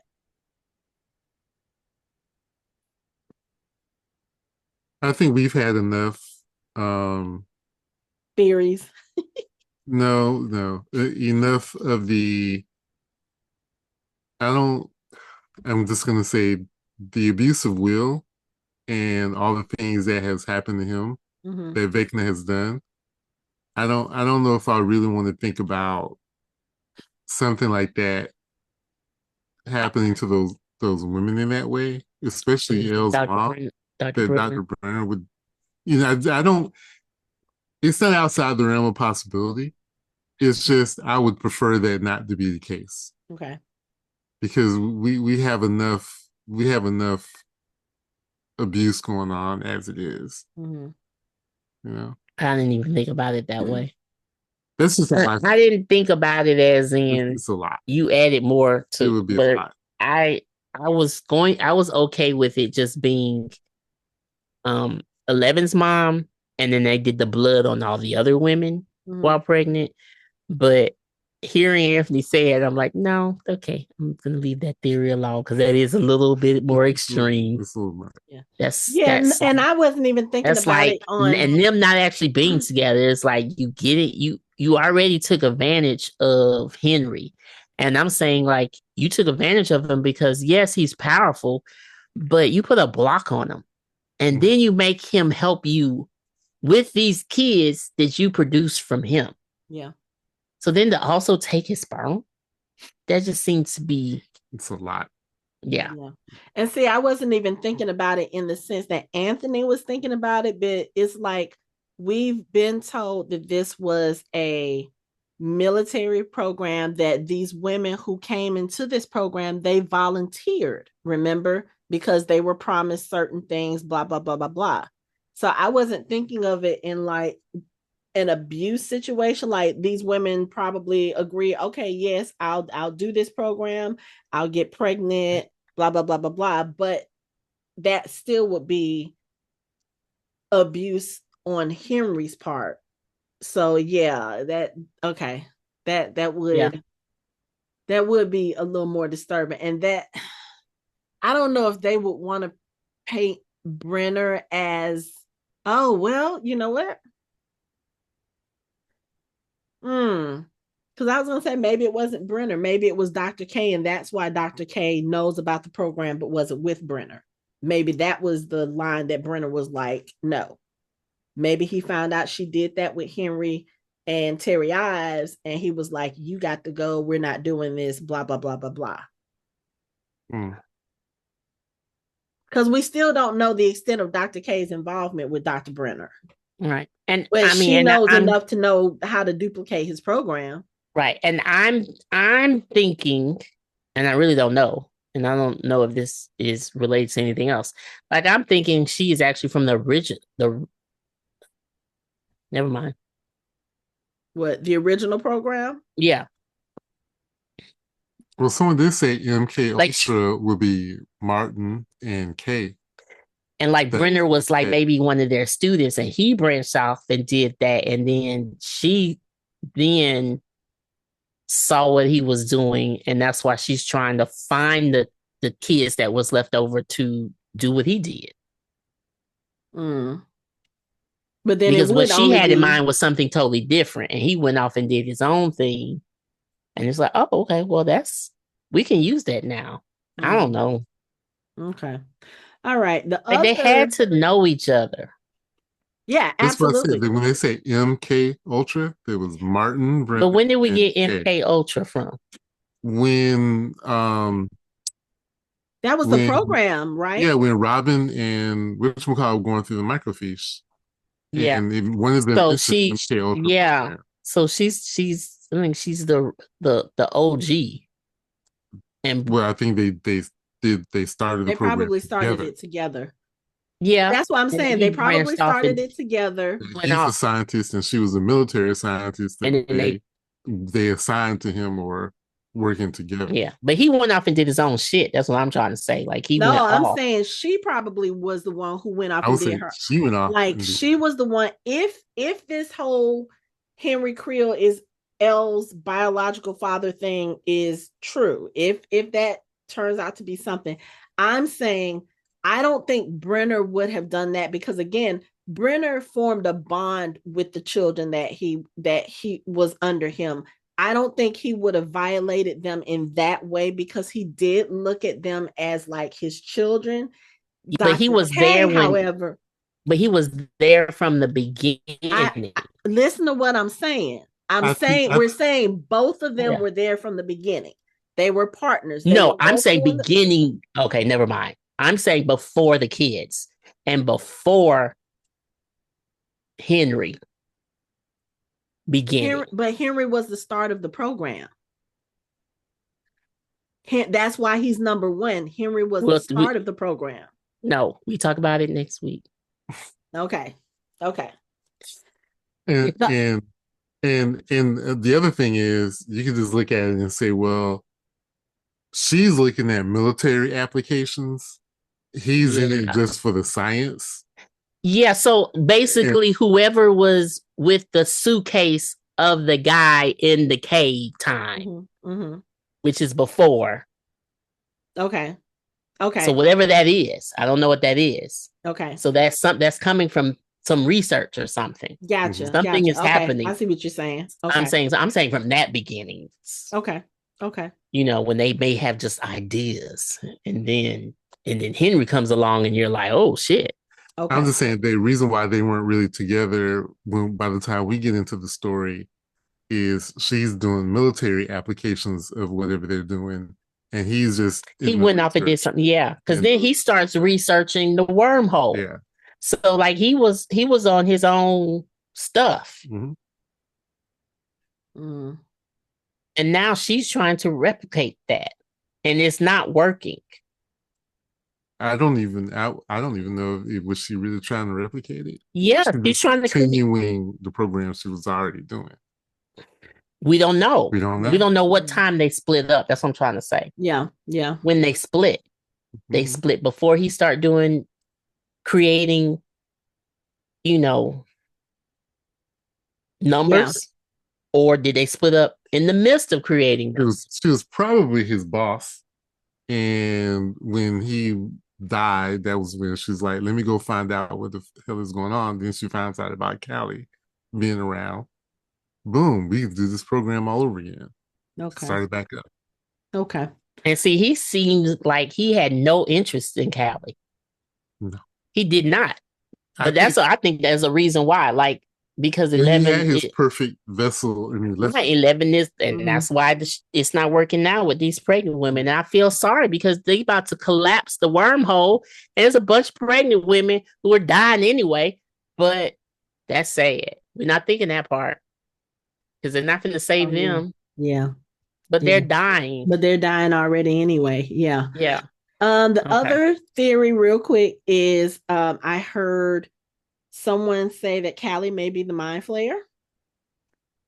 And I was thinking about that. I was like, Yeah, I saw that. I don't know if I feel like that's the case, but thinking about it again, they keep saying that there is another big bad that's actually the ultimate villain in this show, and it's not Vecna. It could be Callie. That could be why she's trying to convince Elle to do such and such. She could be the one that's actually controlling Henry, or as she calls him, their brother. Their brother. Like, everyone is like, we don't call him her brother. He's past that part. I just saw that too. I saw that because someone posted like what her name means, what the tattoo on her neck means. Mm-hmm. And I'm like, and then they put that her episode was it on in front of the episode, the mind flare episode. Oh. Like, it was her episode, and then the next episode was the mind flare episode. Okay. So I was like, and then, her name is like, the dark Mother Earth or something like that. Well, Kali is a Hindu goddess. Yes.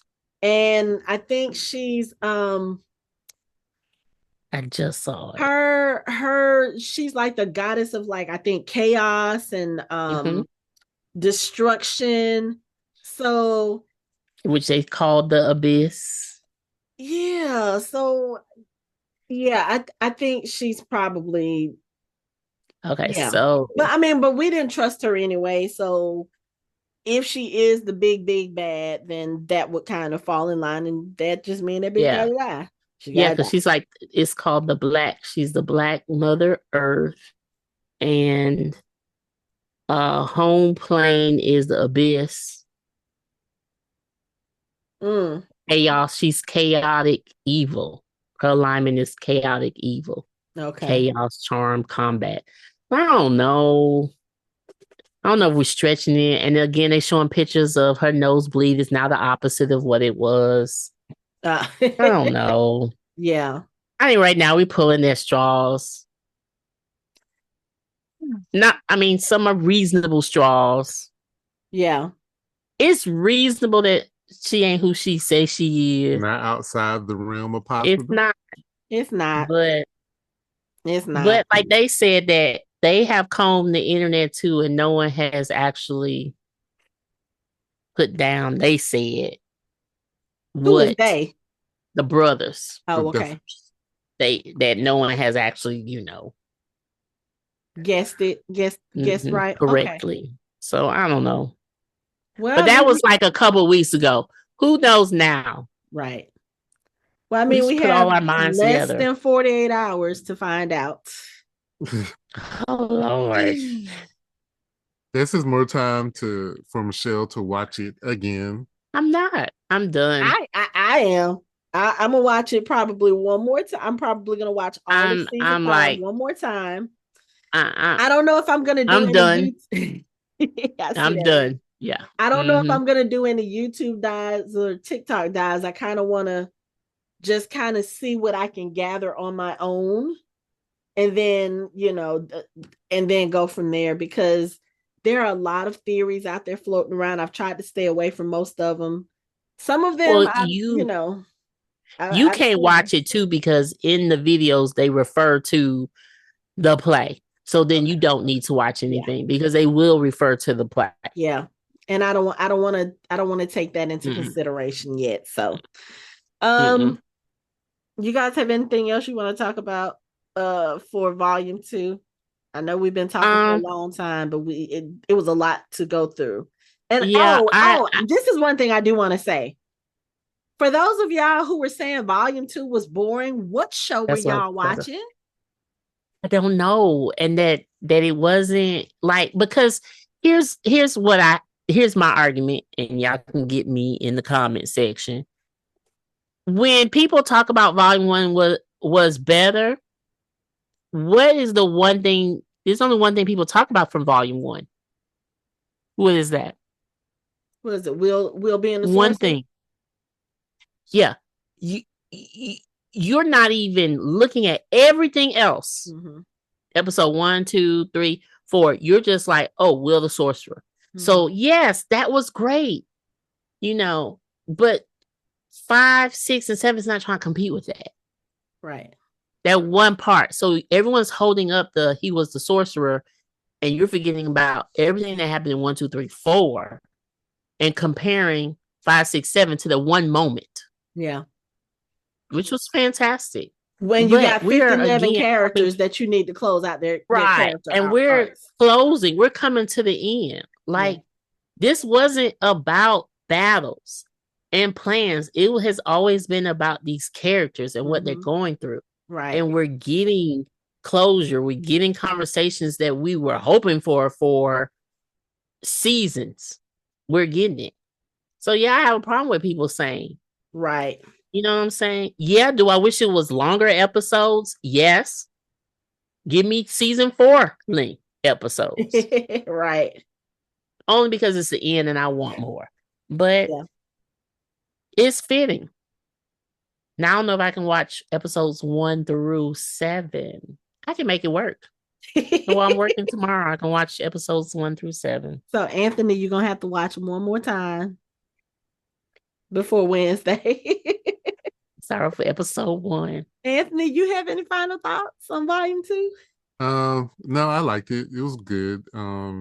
I do like the idea of it being very similar to my Mass Effect game, where we have the missions where everyone gets their heads clear before going into the final battle. Okay. Okay. And again, I don't think anyone's gonna die other than Callie. I think Callie is marked for death. So you don't think Vecna's gonna die? Or Henry or one or well, I think this Mr. What's it? I think that's up in the air. Okay. Because there's a lot of things they can do with this character that would make sense. And some of them don't involve death. Okay. Because I do like the idea that, going back to the Hellfire Club's campaign where Dustin needed to roll a 20, and here we have a 20, 8, 1, and 11. That would they need to defeat the Mind Flayer. Oh, so, wait. What? Oh, you hadn't heard that? Yeah. Yeah. Because remember not Dustin, Erica rolled 20. Yes. So they can win the campaign. What you just said and Will about did we have season an 8. And Will did season 1 too. Okay, but what you just said about there being an 8, a 1, and 11, I never. Yeah, someone said the 8, 1, 11 needs to end it all. Wow. Unless Will is the new one. But we'll see. Yeah, we'll see. We'll see. So we have less than 48 hours. He's the one. He's the one. He's the one. We have less than 48 hours till we get to the end of Stranger Things, and we are all going to the movie theaters to see it at 8:00 on Wednesday, or the 3 of us, I should say. We're going to see it. We will probably hang out afterwards, maybe do a little bit of a live before we actually record our final thoughts. But yeah, I guess for now, that's it for our show. You can find us online at www.fandomhybrid.com. We are on social media, on all the social media at Fandom Hybrid. You can chat with us on our Discord channel. You can watch our videos on our YouTube channel, and you can listen to us on all major podcast streaming platforms. Thanks for listening. We hope you join the conversation next time.